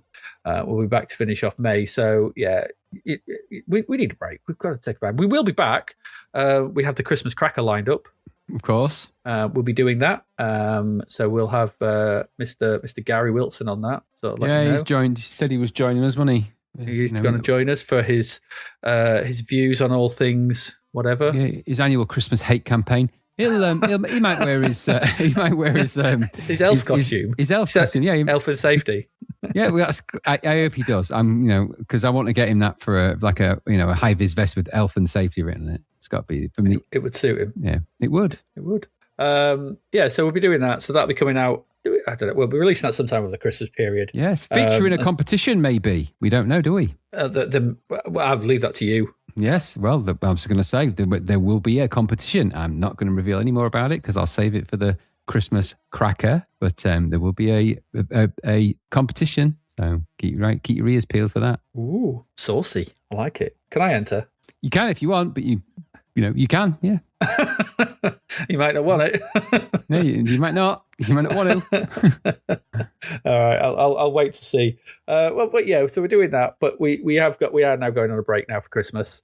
I think we've played enough games for a little while. We need a bit of a break to sort of rejuvenate and revitalize ourselves, because when we come back after Christmas, there is literally May, and then we've got June, July, August, September, October, November. That's 13 episodes left. That's it. And that is it. And one thing we will be doing in the Christmas Cracker is actually announcing, or sort of letting you know what the plans are for post Zap. Well, we've got 13 episodes. We've got 13 episodes. Then there's the bread bins for 92, and then the bread bin of bread bins as well. So there's that's 15 episodes still in the pipeline to come when we get back into 19. When we come back in 2026. So yeah, there you go. That's the intention. So yeah, there you go. It's the first half of May. Not too bad. 50-50. 50-50. Yeah, about right for this kind of time. Yeah, more than we can expect, I've found. yeah, and it maybe goes slowly downhill now, I think, but we'll see. Yeah, just like we did in those skiing events. Yeah, honestly. Repetitively, downhill. It's downhill with a difference, downhill with a slight difference. Flags at different placements, you see. Very different flags, very different flags. All about the flags. So I think we've got much else to say. You got anything else you want to add, Graham? No, that's it. Bad enough. I don't want to play any more winter games. Done. No, winter is coming. Winter is coming. Yeah, winter is coming. Okay, yeah. So we will see you again next time in the Christmas Cracker. Have a good listen. It'll be nice and interesting. And then after that, we'll be back in the new year to carry on with May. So I think on that note, we will leave you to the rest of your week. We hope you've enjoyed this episode as much as we have had fun recording it. And as ever, I have been Adrian Mills. And I have been Graham Raddings. And you have been listening to Zapped to the Past. We'll see you again Christmas time. Listen out for us then. Goodbye. Thank you for listening to the Zapped to the Past podcast. We hope you enjoyed our deep dive into the world of Commodore 64 games, as well as the music, films and TV from around the 1980s, driven, of course, by the issue of Zap 64 magazine published at that time. We will return with a whole new batch of games and stuff to talk about next week. Until then, if you want to listen to or download previous episodes of Zapped to the Past, and why wouldn't you, they can all be found on our website at zappedtothepast.com, as well as being available on Podbean, Apple Podcasts, Google Podcasts, Spotify, Deezer, Audible, Player FM, and, well, pretty much anywhere where we can upload them. By the way, we do always love to hear from our amazing listeners, so if you'd like to contact us about anything in the podcast or beyond, you can do so by emailing us at zappedtothepast@gmail.com. We're also active on Twitter under @ZapTother, as well as Facebook, Instagram, and most social media platforms. Just search for Zapped to the Past and you'll find us. Oh, and if you like the podcast and what we're doing, please do like, share, review, rate us. It really helps. Something. Apparently, the Zapped to the Past podcast is written and produced by Adrian Mills and Graham Raddings and recorded at Flaky Bits 2.0 Studio. All opinions expressed are those of the writers, and while we indeed love Zap 64 magazine, the Zapped to the Past podcast is not affiliated with it in any way. Stay safe, see you next time, and remember, we play these games so you don't have to.